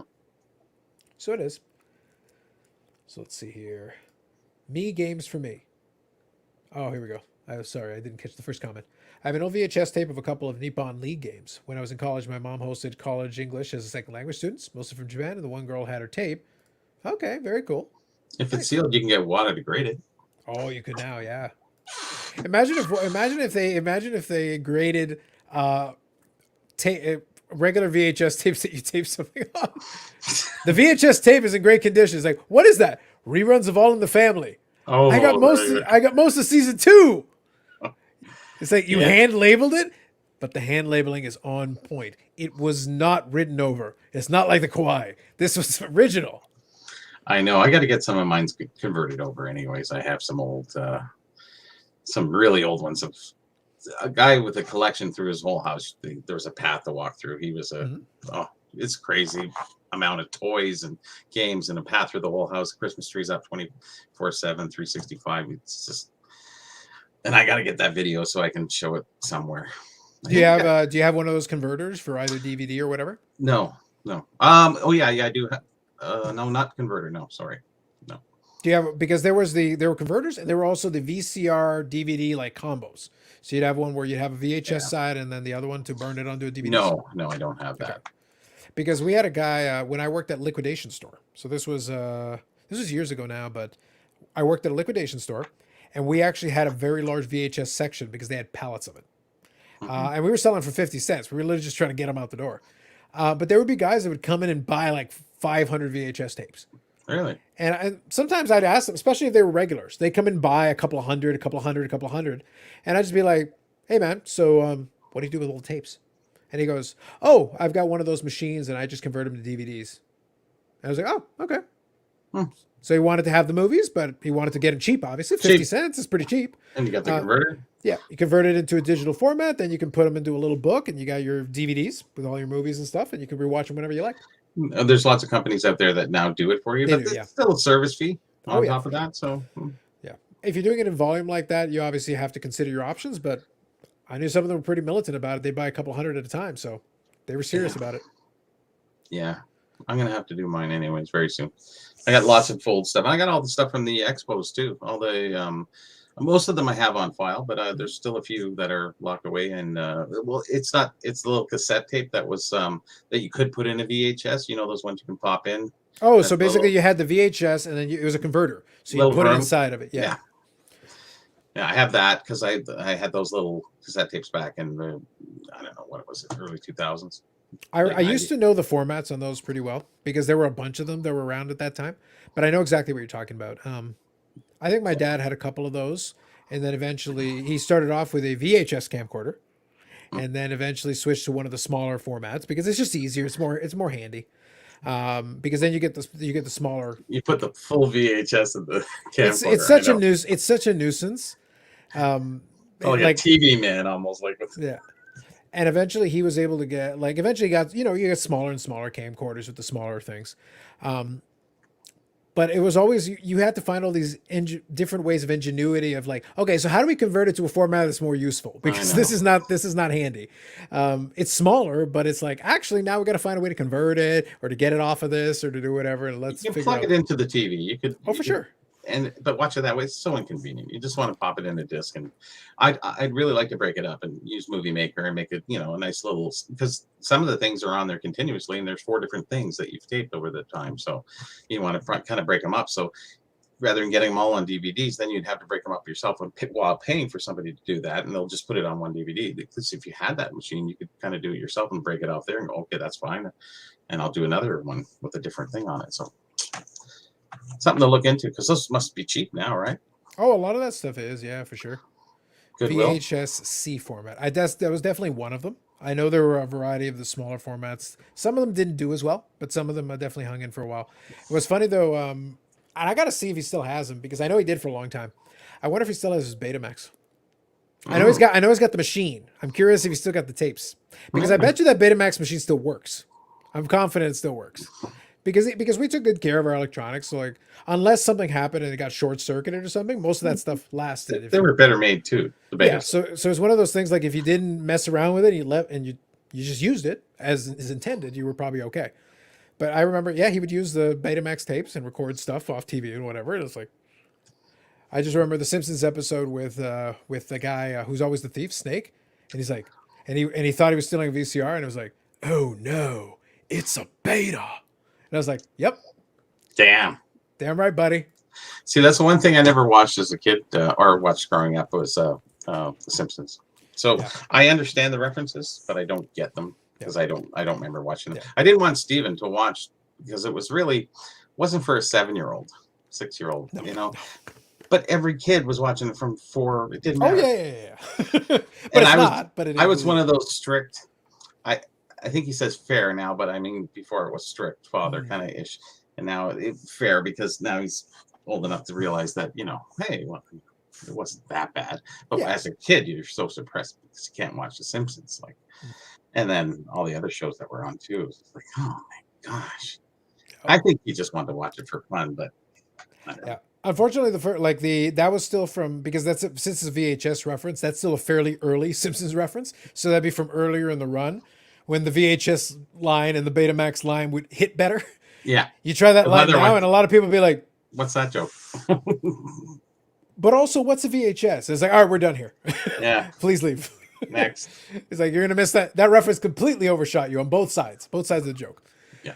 Yeah. So Tom here puts in. So that is that is the folks from Arena Design. Is what you're referring to here, Tom. Jeremy Lee, never heard of him. All I heard was butt slapping in the distance, something like that. It's weird.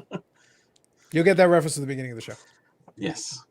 So water grading Christmas 1984. Damn right. I'm just getting caught up with the Oh, comments here. that'd be nice. I went from a wedding in Cuba, 2007-ish. They wouldn't let us from Canada attend the games for fear we'd be scouting and organizing the players to escape. Wow, as you do. The groom's dad coached him and I in high school. Nice. And it is indeed a classic Simpsons line, Paul. It is indeed a classic Simpsons line. That was always a fun one. I did like Snake and I just thought it was so bizarre that it's like, beta. Very interesting. I hear so many references to The Simpsons. It's unbelievable. On just I guess in your age bracket, all these guys on the, oh, remember that when he did, and I went, all right, move on. I get it anyways. Yeah. I'd say approximately the first 8 or 9. If we really want to stretch it, I'd say the first 10 seasons. It's in season 30. So it's like, so, but I would say in the first 10 seasons when they had their original cast of writers, they actually were able to balance the line between. I saw a YouTube video where somebody actually did a good analysis. He was trying to decide like why do a lot of people feel that The Simpsons fell off soon after that, that season. So he was actually going like, okay, obviously we know the writers changed. Obviously that was going to impact it. But he actually did a breakdown of a Simpsons joke and compared two Simpsons joke that were similar, one from the earlier and one from the later, how they would approach the same joke. Understood. So he's like, no, Yeah. here's how they approached it. And there was a little more nuance, there's a little bit of layering to it. Because a lot of the early Simpsons writers went on to do comedy and other things. Conan O'Brien was an early Simpsons writer. So he would go on to do his own show and his own stuff. Now people can find him funny or not, but at that time they were in a writing room full of people that were comedians and that like thought of this stuff. So they came up with these jokes together and they were able to build a lot of very interesting things. Mhm. But they would weave in pop culture references and things in there because it made sense for them to do it. And then as you get on later, but that's when a show goes so long, it gets long in the tooth. It's like, yeah, but now you're just shoehorning references just to be like, we're contemporary. It's like, at one point, And you were those cutting other ones edge. came in too. The Family Futurama. Guy and all the other ones came in Yeah. too. So it was kind of like replacing the old with the new. Yeah. Yeah. The problem is the Simpsons continue to stay there. It's just like, yeah, but it's like they didn't get replaced. Futurama had a complete run, got brought back several times, and then it's over now, and the Simpsons still going. What's that other one with the small guys and the little short kids? I can't even remember the hell is called that cartoon. It's not a cartoon too. Okay. You know, the guys. What the hell? I feel so old. There you go. So anyway, some of my favorite episodes with Halloween specials. Yes, the early ones were very good. The Shining, yes, the Shining spoof was very good. Was it South Park? Yeah, South Park. Yes. Yeah, that one's been going on for a long time too. The Shining spoof was hilarious. Yes, Groundskeeper Willie's mispronunciation of Shinnin for fear of getting sued. Yes. Well, basically, what happened was again, this particular Halloween special, the Shining ripoff, was early still because this is an early Halloween special. Because at this point now they're like on Halloween Treehouse of Horror, like Yeah. 18 or 21 or whatever they're at. This is still fairly early, so they're redoing The Shining, but they can't call it The Shining. That they have to be, so they get Groundskeeper Willie there, and he's like the Shinnin, and it's like, do you want to get sued? Yeah. So play it off a little bit, and then Homer as playing Jack Torrance, as you can imagine. Let's see here. Yep, South Park got that. But yeah, I think they did a good job with that one because yeah, they had a lot of good little lines to it. They were very faithful to the original movie. They did a good job getting the right jokes in there to still fit the characters, but to make the joke work. Because it was no TV and no beer make Homer go something something. Go crazy? Don't mind if I do. And that precipitates the running with the axe. And what saves them is a portable TV. Amazing. Yep. Unfortunately, he did the portable TV while the family was still outside. So they're all sitting there huddled watching the portable TV. And then they freeze, much like in The Shining. So the reference is still there. Nailed it. Yeah. Stick the landing. Well, your major references are about a cartoon. It's amazing how life is different. The cartoon worked for its time period. It lasted long enough, and it's not over. It's not over. It's still on there every day. It is, but like I said, the last 15 years or so, I haven't paid attention to it.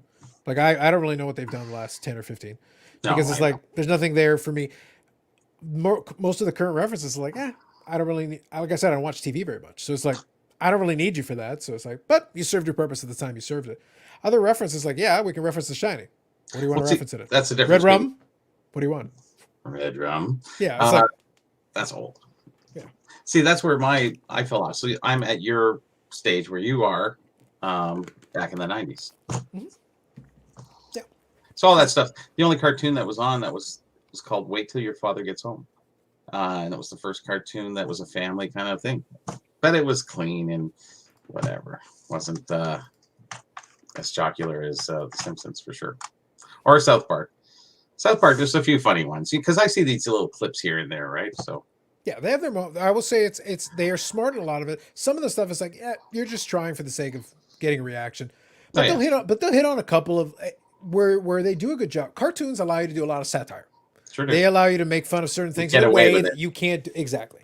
They'll let the cartoon character get away with saying certain things in a way that you won't let the person do it. Sure. So it gives you some room to explore the space and really figure out where you can go with that. Mm-hmm. But yeah, I think it gets trickier as you go on because a lot of the references, if you go, because you used to have some of those variety shows. My favorite random one is, do you remember Bizarre? Nope. So Bizarre was like a variety show they did. It was kind of where Super Dave Osborne really got kind of launched before Super Dave Osborne. Oh, yeah. I know Bizarre. Sorry. Yeah, because Super Dave. Yeah, it was like a sketch comedy show. That was John. What's his name?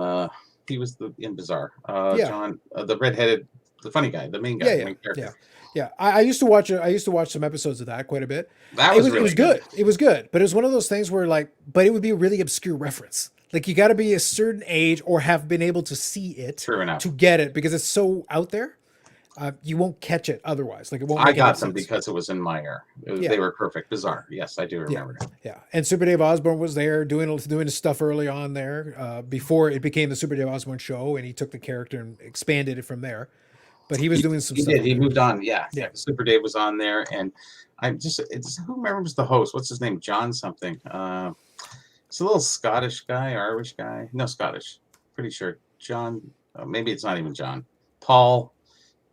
Oh, Ringo. I'll find it. Ringo. Hey, I was John and Paul already, so. Yeah, exactly. Yeah, but they played it in syndication for quite a long time. That was part Yeah, of the reason I got a chance to see it. Uh, let's see here. Who's the host? Performances, show producer. main guy. I think was a producer too. I see John Biner. John Biner, that's him. Okay, so yeah, John Yeah, Biner. But yeah, so it I ran gave from you 1980 John. to yeah, it ran from 1980 to 1986. Yeah, so that's really my, my era. So Yeah, I'm 19 at that time. Oh, sorry, I'm like 16, 17 at that time. yeah, So and it lasted 141 episodes, which is pretty good. That's a pretty solid run. Whenever you get past 100, you're good. Um, but yeah, it had its good run, and it was run originally on CTV here, and it did play in Showtime in the States apparently, so it mm, had a run there as well. So it's one of those things like it played very well into like they had a lot of good stuff for their time, especially. And then obviously Super Dave was able to carry it on and take that character forward into his own thing and make that into his own little franchise. yeah, I watched that for a year or so, but then it kind of lost its zest after a while. So John Biner, yeah, almost forgot about that. Mr. Rogers. Yeah, I remember it being on. I don't remember really watching it too much. We had our own here. We had Mr. Dressup? yeah, well, not Mr. Dress Up or Captain Kangaroo. We had all those kind of things. We had the Yeah. Uncle Bobby. We had what was the other one? The green not, I don't know, some giant thing. I can't remember. Oh my gosh. Pokeroo?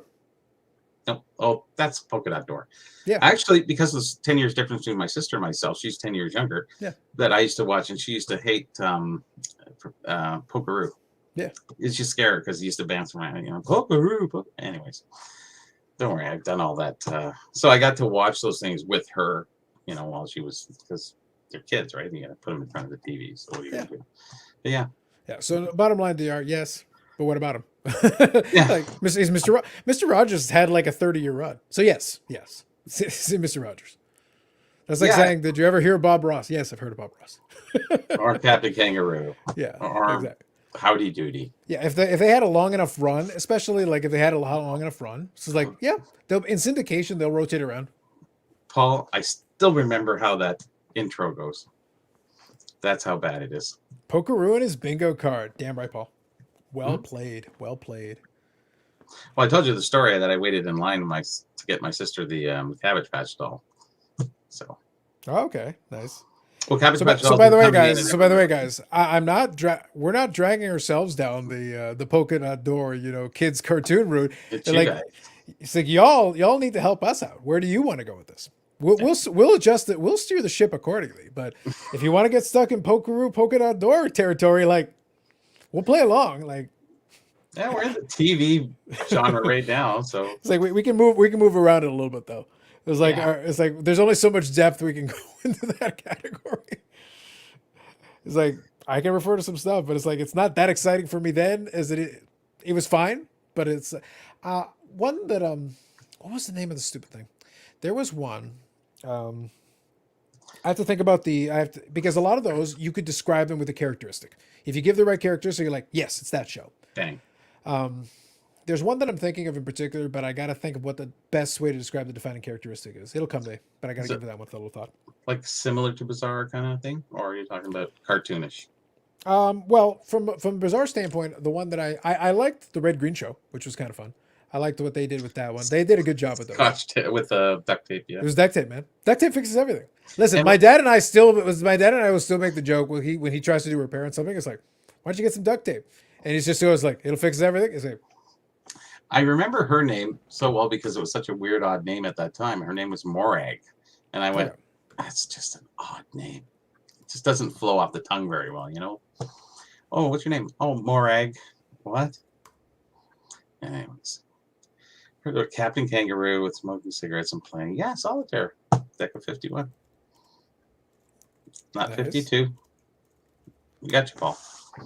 Well played. So let's see here. Yeah, I grew up with a different stuff completely. And you guys, you can remember or I've heard of it before. Like the Archie Bunker, I grew up with all that. The Jeffersons, Kid Dynamite, all those things that we used to watch. Good times. Great shows. I was doing a quick scan here just to see from the time period as well. Mm. Camp Caribou. That was one. Oof. Yeah. Not I didn't say it was good. I just said it was there. Is that like Caliu? No, Camp Caribou No. was it was it lasted 5 seasons really. It was CTV as well. A lot of the stuff was CTV. Jeez. Mm. Yeah, they were putting on a lot of the stuff. Jeez. That one was on. Yeah, actually, that one started the year the Bazaar finished. Oh. Completely Wow. different type of show, but interesting that it started in '86. So there you go, '86. Yeah, so it ran from '86 to '89. They say the original release, but it actually had 5 seasons worth of content. So I don't know how they managed that in 3 years, but that's kind of interesting. So I guess they recorded a lot of extra. I was just listening to Smashing Pumpkins riding my motorcycle, and that's it. Riding your motorcycle, listening to 1979 and 1989. Nice. Let's take a look here. Like I said, guys, if you want to talk about something else, you can throw it in there. Sure. Like I said, hobby wise, I got nothing. I can't help you. We already had our fun with PWCC. Comsey hasn't done anything egregious. Ken Golden has lit himself on fire. I offered, like I told the man, it's like you can light yourself on fire if you want. Make it interesting news week. You're gonna be the dominant player in the news. Yeah, it seems everybody's kind of quiet right now. Well, Surprisingly. I don't think there's anything for anybody to do. Well, remember Golden was on every other week, and everybody was, even other shows had big people on, and they just all now No, we're down. the thing is, Golden's still on Instagram all the time. It's just, what It's- was he gonna it's say? Old. It's old now. No, There's like no big new announcements. Remember how you do everything with bated breath, that you would be sitting there going, "What's he going to say?" the What's only going thing on? that I'm What's waiting going on right now with him is his stupid new platform that's supposed to be finally finishing soon. Like it's been going on forever. Like I'm actually waiting for this new platform. I'm curious what this new platform. I actually want to know what this new platform is going to look like, because they've been touting it forever. It's supposed to be a better back end so that it crashes less. That's kind of what I'd be curious about. Built and I'd back better back end. Yeah, you can take the double entendre however you wish. But the thing is, his site crashes all the time. Like they actually need an infrastructure. Really? Like it's really they struggle with that. It's real bad. So it's like they need to fix it, and the software they're using to run the auction is very antiquated. They need to fix it. And considering how much money they're making on all these sales and everything, it's like you have no excuse. Fix it. There's money to be made. Like just fix it so it's modern software and a modern infrastructure. Get her done. See, if Golden not fixing it, Tops didn't fix it. Like, what's going on? Yeah. Golden at least has been able to, over time, he's like, no, because people yell at him about it. He goes, yes, I know. We need to fix it. They really should have just been building the site. Take one of your paychecks, put it there, get those guys to fix it. You're done. Yeah, just build it. Like, just do it. 1 week. Do you think action-packed cards would ever come back? Almost anything can be brought back. Can Leaf buy it? Yeah. they like That's buying the question. products. Mhm. Oh, you know what? I think if I can find You it, might. I think if I actually saw. Don't give Speaking Brian of any Leaf, ideas. speaking of Leaf, Oh, I actually found it the other day, and I got to show you guys. It's good stuff. So let me see if I can find it here. Because one of the jokes when Leaf bought Pro Set was that one of the things they were offering were Pro Set buybacks, which made me laugh so hard. Pro Set buybacks. Yes, which is literally what it sounds like. Buying old Pro Set cards. Gosh. That is actually the ultimate. That is so stupid that it works. Because take the absolute worst product of all time, and let's do a buyback on it. Somebody gonna sign it? Or No. something else? No, it's literally just they stamp it. I actually found the Medano rookie as a buyback. I want to see if I can find the card Get the here. stamp. Oh, you're gonna get the stamp version? Absolutely not. Like the damn It's thing gonna is be $3. I think the seller wanted like 90. My answer is no. What? Like 0% chance. No For way. this? That's what I'm getting at. Like it's literally looks like a show stamp. The reason why I want to show you guys, I want to show you what it is. It literally looks like a show stamp. It's garbage. I was like, I laughed. Oh, really? Oh, it's so lame. So unbelievably lame. Like, it would be nice to emboss it maybe, or, with a gold foil fleck, whatever. Something that would add a little bit something to it. Put a little Yeah. BG on the back just for VG. shits and giggles. Yeah, that'll really boost that value, guys. Love it. I'll see if I can locate it. So let me grab the comment here while I'm waiting. So really, long story short, I'll take it seriously for a second. If there was enough demand for it, like the action pack cards never really took off. They tried a lot of experiments. They tried a lot of different things. They were interesting, but it's like, does anybody really want embossed cards? And if you get rid of the embossing, then how is it different from just any other card, but just with action pack name? Is that enough? I don't know. Best part, I'm getting paid to watch this and reminisce about kid shows. Paul, you're living the dream. Well played by you, sir. Been entertained of late by Rick Probstein. Yes, that's true. Rick Probstein has been. He's been busy. Yes. Yeah, he's been doing some shenanigans. Maybe he's our new King Golden. We need to be leaning into Rick Probstein a little more. But his video is always Rick with his face right there. It's all his face. He needs to step up his game. He needs to learn how to do it properly. I like this. So Pisces Iscaret is a great album. Yes, it is. I got actually, you know what I have? I have a 4 foot by 4 foot Machina album. Just the whole. It's on cardboard. Mm-hmm. You can roll it up thick cardboard, but I don't know. I bought it at Goodwill, so okay. 4 feet by 4 feet, but it's the whole album because that was the coolest looking album they had. Nice. Did you ever see what some of their albums go for? I mean, their sealed albums from. You talking about Smashing Pumpkins? I can imagine. And their tour shirts. Oh yes, that I have. Bucks, I watched some resellers on YouTube, and they actually found some Smashing Pumpkins shirts recently, and they were reselling them. Big money, crazy. Big money. Yeah, yeah. Very impressive. I would and say. their albums go for about $450 sealed, if you can find one of them from the 80s. That makes sense. Well, a lot of it is also that like people get excited about it because it's their era now. It's they're coming of age for them. Yeah, the big thing with them is that the music was great. Like they really did do some really good stuff. Like some of those albums really. I still like Melancholy and the Infinite Sadness. I enjoy the album. I think it's really good. The Pisces Iscaret here. I've listened to a good chunk of it. I actually have it. I have it on CD back in the shelves back there. And so I picked up a fair bit of it, but they did a really good job. Like it was very interesting, and it was of the time. Like especially of the time, it was a good sound for that time period, and I can still enjoy listening to it because I listened to it, back then. Mm-hmm. But the reality is the super fans, because they weren't really overproducing at that time. No. A lot of those albums are actually still kind of tough to come because people use them, and then they toss them around, and then things got beat up. It's like because they're not sealed, it's that becomes rarer and rarer as people open them up and use them.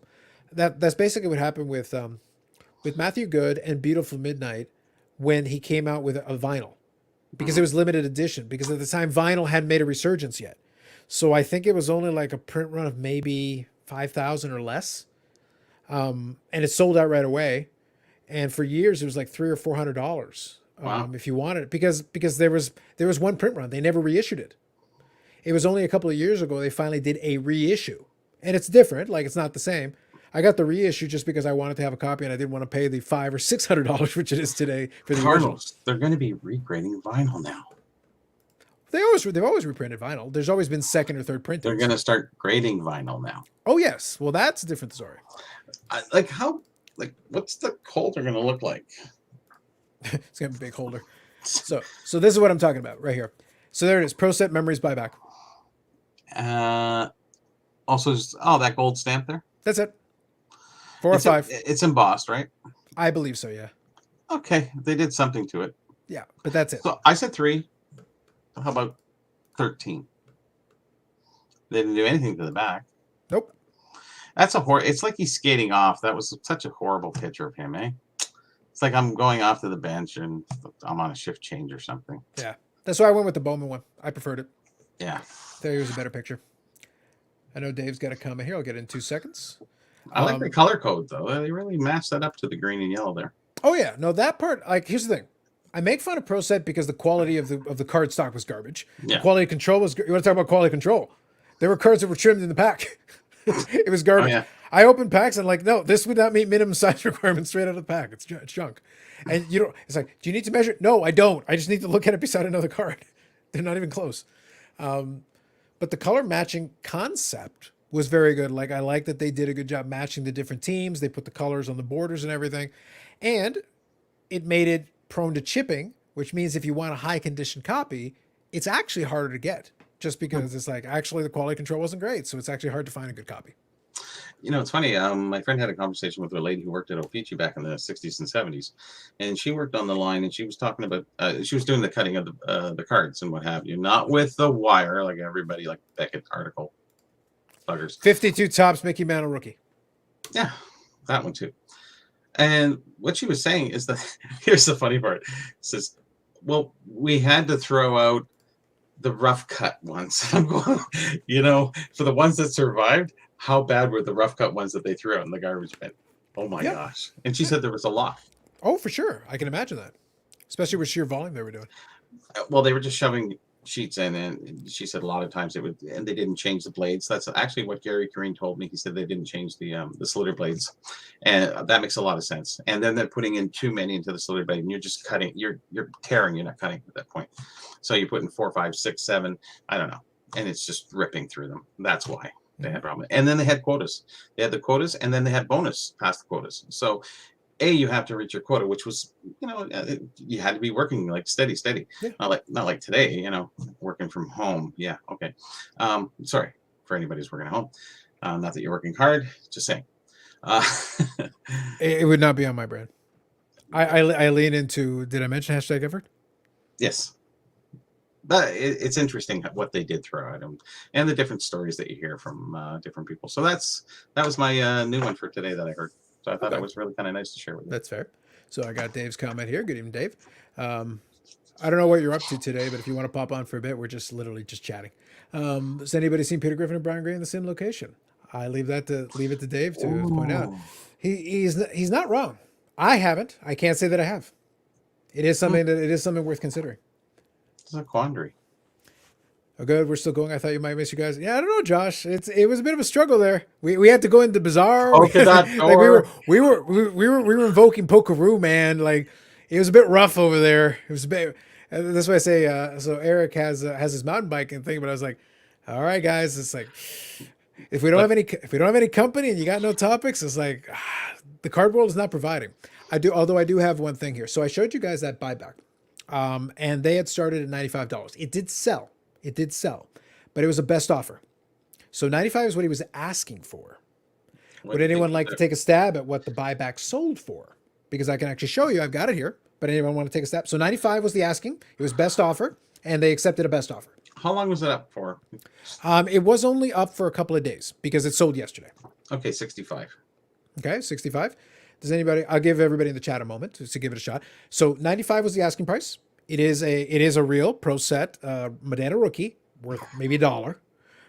They slapped some gold foil on it that said pro set memories out of 5, and that's out of 5.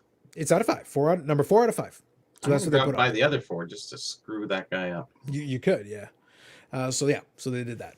So if you guys want to take a stab at it, I'll give you a minute, and then I will reveal the final price on the best offer. Went to watch the Caps practice Wednesday. Where do you place Ovechkin as an all-time grade? Pretty high as a goal scorer. As an overall, he's still excellent, especially for this era. But as a goal scorer, he's right at the very top. Yeah. I do like his physicality too. So for me, I like that. Is he a playmaker? Not at all. No. But as a goal scorer, off the charts. And and the physical element to me, that was always what I preferred. So I like that he's a goal scorer and he's got the physical side of his game. So for me, that's why I enjoy him watching him more than Crosby. Crosby's the better playmaker. He's the more overall top to bottom, yeah. But he doesn't have the physicality to match. No. But you can't go wrong in this era. Ovechkin was great. Yeah. And he's still playing, so he still has a chance to add some more numbers. 40 for Dave. He probably looked it up. See, they're going to look it up. That's not fair. They can try. They can try, but it isn't 40. I'll give you guys another minute. But you didn't cheat, Dave. Thank you. No, Dave's on the up and up. He's legit. If you take any expensive product and slash it to make it more affordable, which one would you pick and why? Now, this is actually interesting. I like this question on two fronts because number one, we can answer it. But number two, this actually takes me down a bit of a little bit of a thought that maybe we can talk with you guys. So here's my thing. I wouldn't do it to any of them. I would leave the expensive product expensive. I wouldn't make any of them affordable. But there's a lot that is affordable too. So And kind of that's an fine. oxymoron, right? In a way. If there's any product, I don't know. No, but I'm just saying, let's assume the product is expensive, like, by whatever standard you deem to be expensive. And the question is, would it take it and slash to make it affordable? I wouldn't, because the moment you make it affordable, you have to make it more common. You have to overprint it. You can make any product affordable, just print it to the moon. But that defeats the point. The exclusivity or whatever, limitation they put on it is the reason why they can justify it. Otherwise, no one would pay more for it. And the price. Correct. The price of the product. Because otherwise, you can take that product and print the crap out of it and be the best card that you've ever seen. It becomes a common. And it would be $1. Isn't that amazing how that works? Yeah. So it's not based on quality. It's based on, you have to have, again, you do a limited print run that allows you to do certain things. And let's go the other way. If you have a truly garbage product that everyone agrees is garbage, no one actually likes, and you try to do 1,000 cards a pack, there will be a few people who will buy. Yeah. But you know what will actually happen? A lot of people won't buy, and you'll be sitting on the product and it'll rot and you'll have to drop the price. That's what they did with Pro Set. Well, really? Back in the day. That's I agree. But that's the market force at work. So the point is, you don't have to make it affordable. It's expensive for a reason. Mm-hmm. The initial market is the initial market price, the MSRP. It doesn't matter what you say. If legitimately no one likes it, the price will eventually drop. Mm-hmm. Because the dealers that are stuck with it will have to fire sale it. They won't have a choice. So it'll get there on its own. Mm-hmm. Or if it's a legitimately quality product and people really like it and they buy up all the thing, the price goes up. But it started off cheap. The whole Metal Universe thing. The Metal Universe product was like $2 a pack. Mm-hmm. The sealed boxes now are like $1,000 or multi-$1,000. Are they 1,000? They're up there because people are trying to. Well, they were 1 million chance of getting. And then they went to 350. Now they're at 1,000. We're talking about the original. I'm talking about the original Metal Universe. Oh, sorry. I thought the 97, 98. They're about where you can get Jordan and stuff. But the original product was like $2 a pack. Oh yeah. It was a very common, normally available product. Any kids could have opened packs, no problem. Like it wasn't. Mantle Rookie, 5 cents a pack. Yeah, but it wasn't anything special at the moment. It was, and now if you want unopened product, it's like, oh, but it's here. Yeah, but there's a lot of product from like the 80s that is worth nothing. Yeah, pretty much. Yeah, 1990. Go buy me some 1990 Pro Set, the original Pro Set. Hockey boxes. It's like, yeah, it should. Honestly, if you pay more than $5 a box, not per pack, $5 a box is about what you should pay. It's not even worth shipping. No, it's not. Okay, so since Paul here went with the price, the Price is Right. Oh, you did it. I like what you did there. So Bobby was pretty close. I'll give you guys the answer. $75 US. Oh, okay. Yeah, that's more aggressive than I would have gone. So good for them. Seems fair. After 2 days, yeah, I guess you would take that. 65 might be a little low after 2 days. So I was thinking about a third down. So, yeah, honestly, I would have offered him $20. Because really, you got to be sitting there going, "It's freaking Pro Set, man. I guess maybe I should take it. I don't know." Honestly, I would have offered them $20 under the really ugly 1 of 1 category. It's like, this is so stupid. I kind of want it, but there's a limit to how much I will pay for the amusement of this. Yeah. 75 is a bridge too far. In fact, it's multiple bridges too far. We have surpassed the bridge that was too far before we got to there. Is it only out of 5? There's no other 1 of 1s? It's supposed to be out of 5. Yeah. I don't know. It's Brian Gray. I don't know. Oh, yeah. Oh, okay. I know the autographs have multiple variants, but for the buyback, it's supposed to be just buybacks. Oh, so it's 1 of 5. It should be. It should be. That's my understanding. I'm sure they could find more than 5, but anyways. I have more than 5. I have more than 5. Yeah, it's like I actually have a PSA 10, and the pop on those is actually low, but it's still it's like because nobody sent them in. That's why. That's right. People tried sending them in, but they're like all scratched up. Like they actually getting a 10 is actually difficult, but not a lot of people would send them in, even when it was cheap. But even the people that did, they didn't all get 10s. So it's one of those things where it's like it just wasn't very. It is a condition-sensitive set. I wouldn't bother to send anything in. Why bother? But you can do it if you want. Especially at the current price points, I wouldn't even think about it. When it was like $10 to grade, then sure, send a couple for fun. So I've got it here. Pro sets. So population 48. So PSA 10s, there's less than 50. which is pretty good, especially for 1990 like hockey.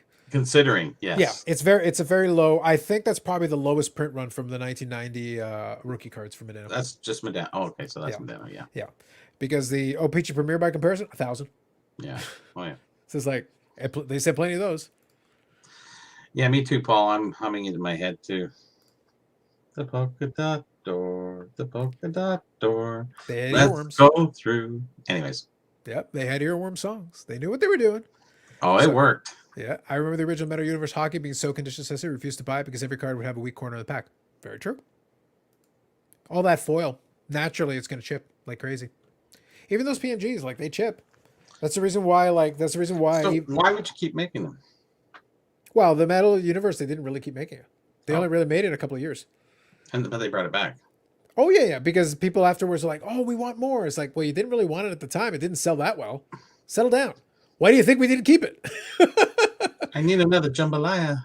Yeah, but this has always been the running joke: is that people are like, "Oh man, I wish you'd bring back this." If you would wish that so much, why didn't you buy more of it when it was there? When it was available, if you had bought more, we'd be on year 25 of PMGs. It's nostalgia. Sure. Bites everybody. Yeah, their nostalgia only kicked in later. It's like you didn't actually give a crap all those years. Those PMGs were around for years. If you wanted nostalgia, you could have bought the original. They kicked it out and then they kicked in later. Yeah, you got it. Yeah. Just like, y'all had your chance if that's what you wanted. Mm-hmm. Plenty of chances. They were there. But yeah, that's the only one I've seen so far. I'll be curious to see. Always the first one is interesting because you'll get a certain price on these buybacks. And then I'm curious what the second one will sell for. That to me will be interesting because it's like, okay, so now somebody's made the person who wanted it clearly has gotten it.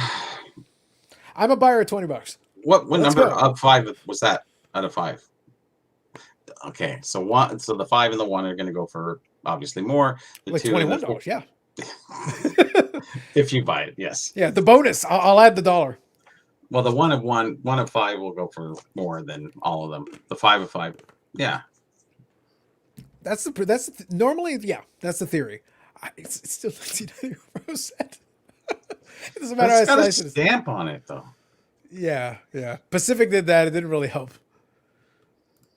None of it does anything for me. Sorry.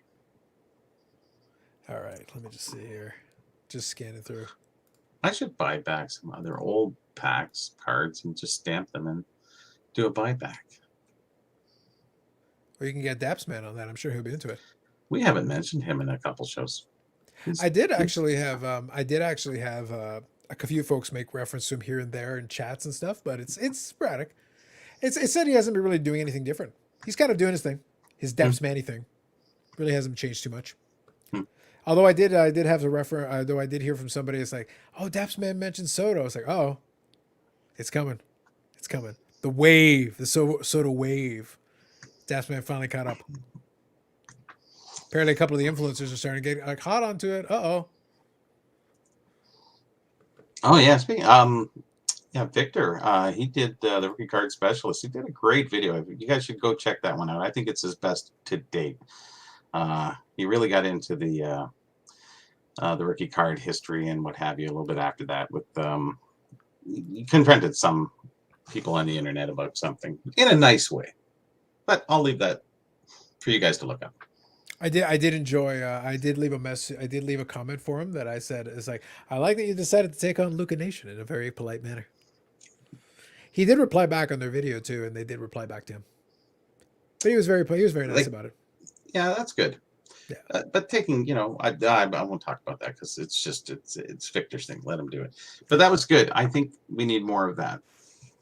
No, I agree with that. I think you've got to push a little bit there. I actually remembered since we've got a minute here. The other thing that I thought of when it came to this, and this is kind of interesting. Yeah. So I understood the concept, and we answered kind of why I wouldn't touch it because market forces will kind of take care of that for you. That's kind of the idea there. I think we like the idea of making things affordable, but let's say you could defy market dynamics and make something premium affordable.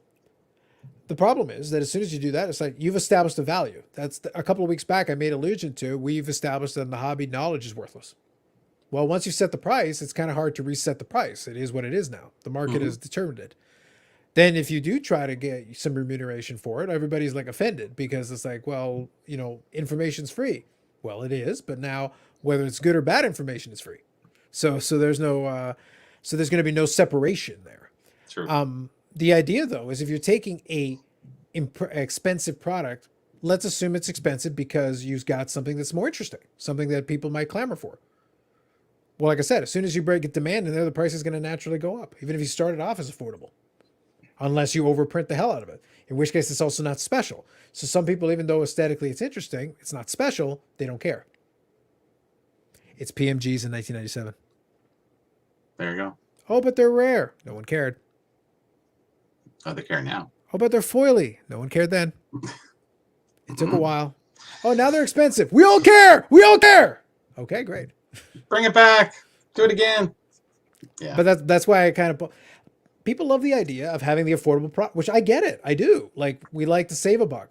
But it's like you get what you pay for if it's truly an affordable the reason why Upper Deck Choice years later, most of the Upper Deck Choice product is worthless. You can get it for nothing. The StarQuest Golds that came out of that are expensive. Why? Because, oh, they're out of 100. Yes. They're condition sensitive. Also true. Why are they expensive? Because they're actually hard to find. Because, oh, but they're out of 100. Yes, but it was over like 1 billion cases. So you've got a print run of 20 players, and you've got, or 30 players actually. 30 players, 100 cards each. Oh, well, that's, 30,000 cards. It is. How many boxes are there? It's not one per box, not one per 2 boxes. It's not barely even one per case. So you could find cases of it, open it up and not get one. Doesn't matter which player it is, even if it's a good player or bad player, it doesn't matter. So it's like, so for the people that are actually looking for it later, they're like, they can't buy it at any price. It's not that no one's willing to sell it to them, it's that they can't find it. So when they do get around to finding it, now all of a sudden they have to pay the premium because they're like, okay, well, it's been years since I've seen one. Now I'm going to have to pay. But that's how that works. It's only valuable, quote unquote, because it's rare. And it's only rare because they printed the heck out of it. But nobody cares about the other cards in that series. That's not an accident. It's too common. But it's affordable. At least to put a stamp on them. Yeah, but my point is, though, people say they want affordable, but then when you're offered affordable, you don't want it. That's the reason it sits and rots. Like that's exactly why. Market perception. Yeah. If it really was affordable, you wouldn't want it. You would leave it on the shelf. You have no interest. I make it expensive, you want it. Oh, but it's too expensive. That's why you covet it now. That's right. You can't have it, so now you want it. And the people that do want it understand that you can't have it, now they want it. Yeah. So everyone's influenced by that rare sense of either rare grade, rare price, rare whatever. It has to feel exclusive. And on one of the podcasts that I listened to, they talk about like different products, but they also talk about shoes. And shoes is one of the markets. Obviously, the kids that came in from the shoe side are some of our our Pelican case kids today. So there's some correlation there between the market that they came from. And one of the guys on there is a little bit older, and he was collecting shoes back in the 90s, and he continues to collect today. And occasionally he'll give these moments of lucidity where he just acknowledges his own psychological proclivities. Sometimes he says, because he cares about the aesthetics of the shoe. He cares about if the shoe looks cool because he likes having shoes that look cool because he likes the whole, getting different jackets and stuff to go along. But he also likes different jackets to go along with it, and he tries to make like a whole outfit out of it. But here's the thing. He acknowledges that it could be a really cool looking shoe. But if it's too common, he doesn't want it. Yeah. But if it's too uncommon, then the price goes up and you have to pay resale. He hates paying resale, but because you pay resale, it's harder to come by. Then it's more attractive. Welcome to the hobby. That's the way it runs for old or new. Doesn't matter. Made no difference. Yeah, but that's it's funny because it's like he's just acknowledging the reality. Exclusivity. There may be 20 guys who want it. Only 2 guys are going to get it. That's exactly it. And the or people 30 or 40. Everybody wants it. It's just that there's certain people will pay more than other people will pay. And it gets to that price point right there. And you've eliminated all the other people there. But people like that because maybe they can go find one and get it, and then sell it and make them whatever. Yeah. That's the way it works. It's always an interesting psychological dynamic to it. It's like you want a lot of times what you can't have. And that just makes it more interesting. Always. Yeah. It's like, and it's the nature of this stuff. That's why I say every time there's a suggestion about affordability, it's like, do you really want it to be affordable? Mm, If all of it was affordable and it was worthless, half of you wouldn't be here.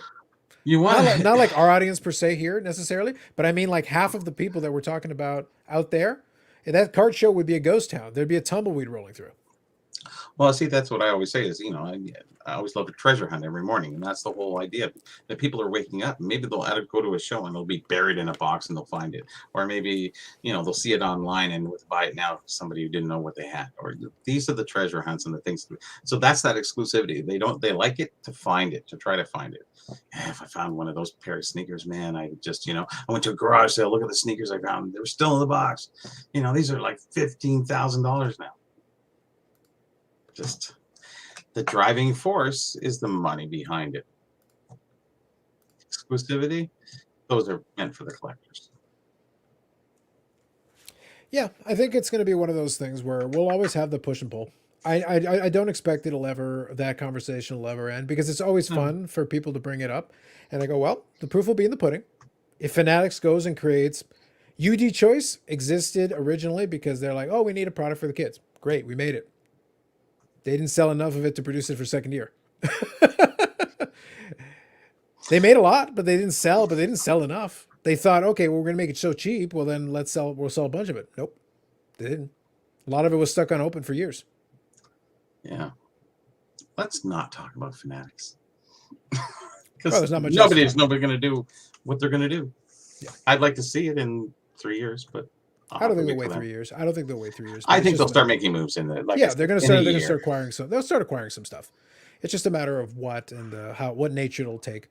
I still think the marketplace would probably make sense for them. You can start playing around with that. You don't need a license for that. No. You can start building out the kind of marketplace that you would want to play around with. Well, Top's making an early move, so I like that. Yes, the Nippon. It's not that I like Tops, dislike Top. I don't care.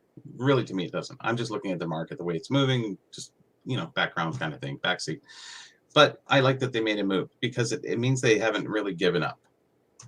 They haven't just went, oh, they're taking over in 3 years. Let's tank it. You heard all the different opinions out there that everybody's saying about, they're probably going to, they're going to keep their license, then they're going to hold and they're going to sell it for large, or they're going to, Fanatics is just going to come in and just buy them all up. And so they're making their move first, which is kind of nice. I like that.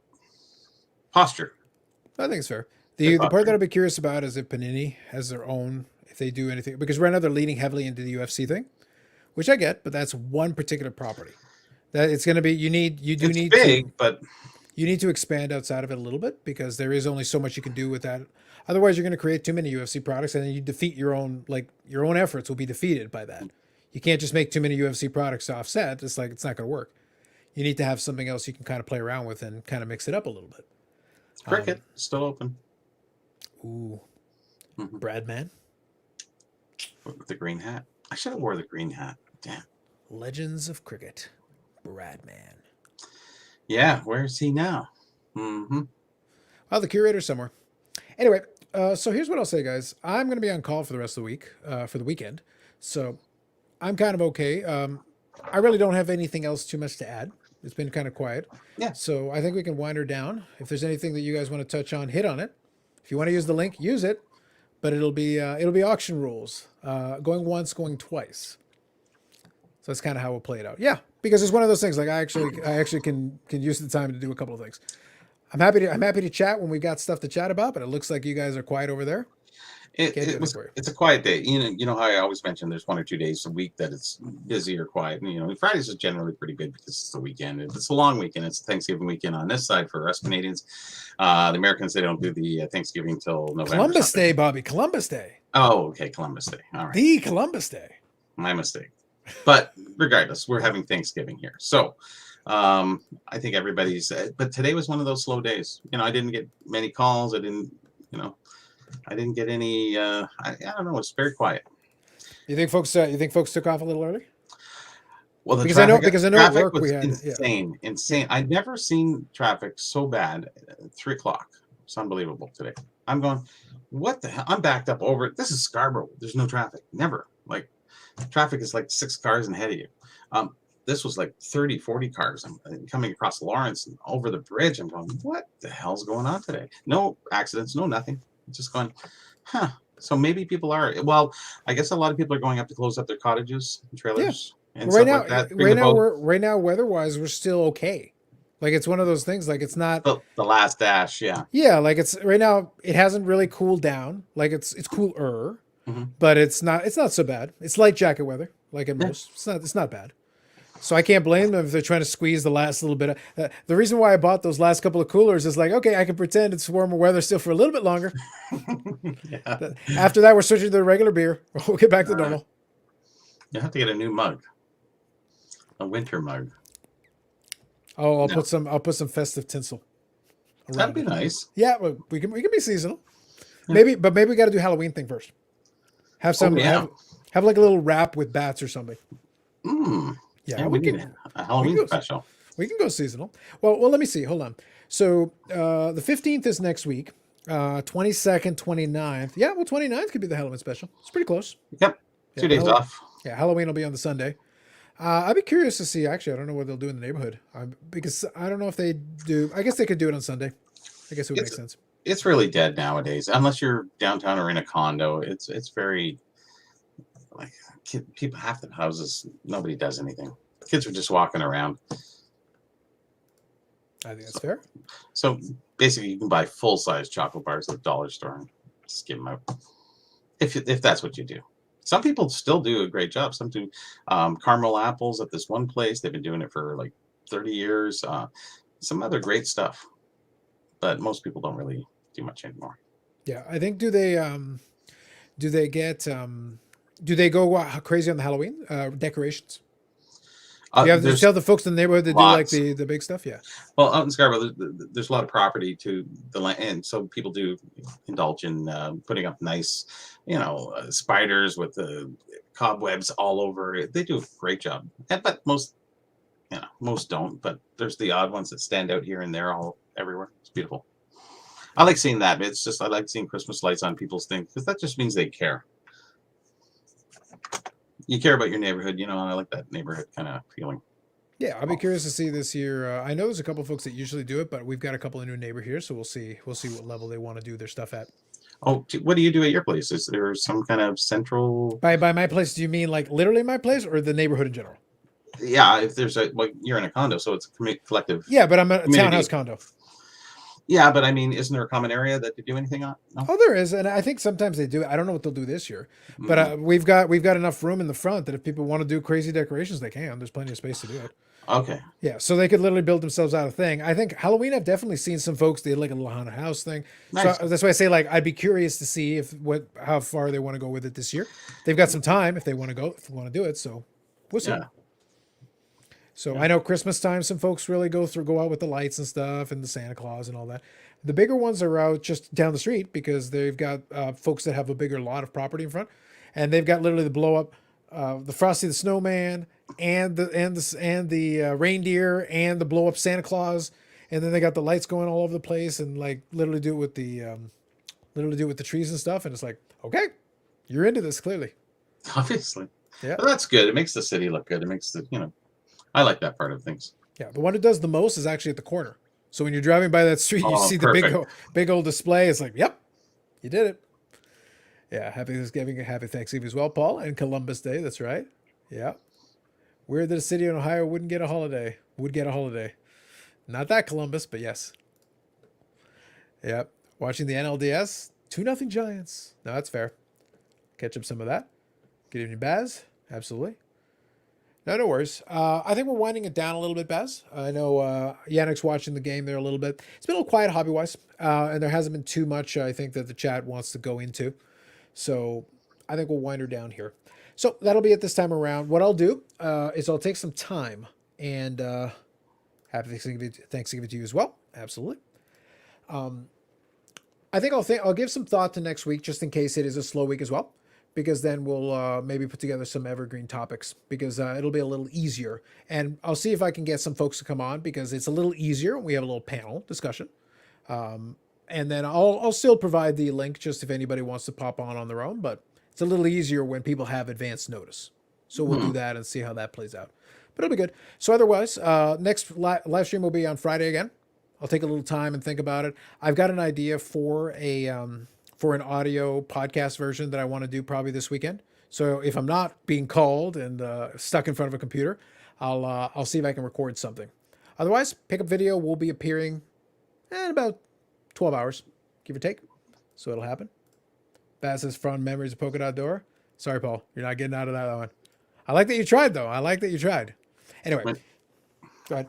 If he tries to sleep tonight, he'll remember that. The Polka Dot It will hunt Door. your dreams. It will. In a fun way. Well, unless you're being chased down by Pokeroo. That's kind of Kind of- scary.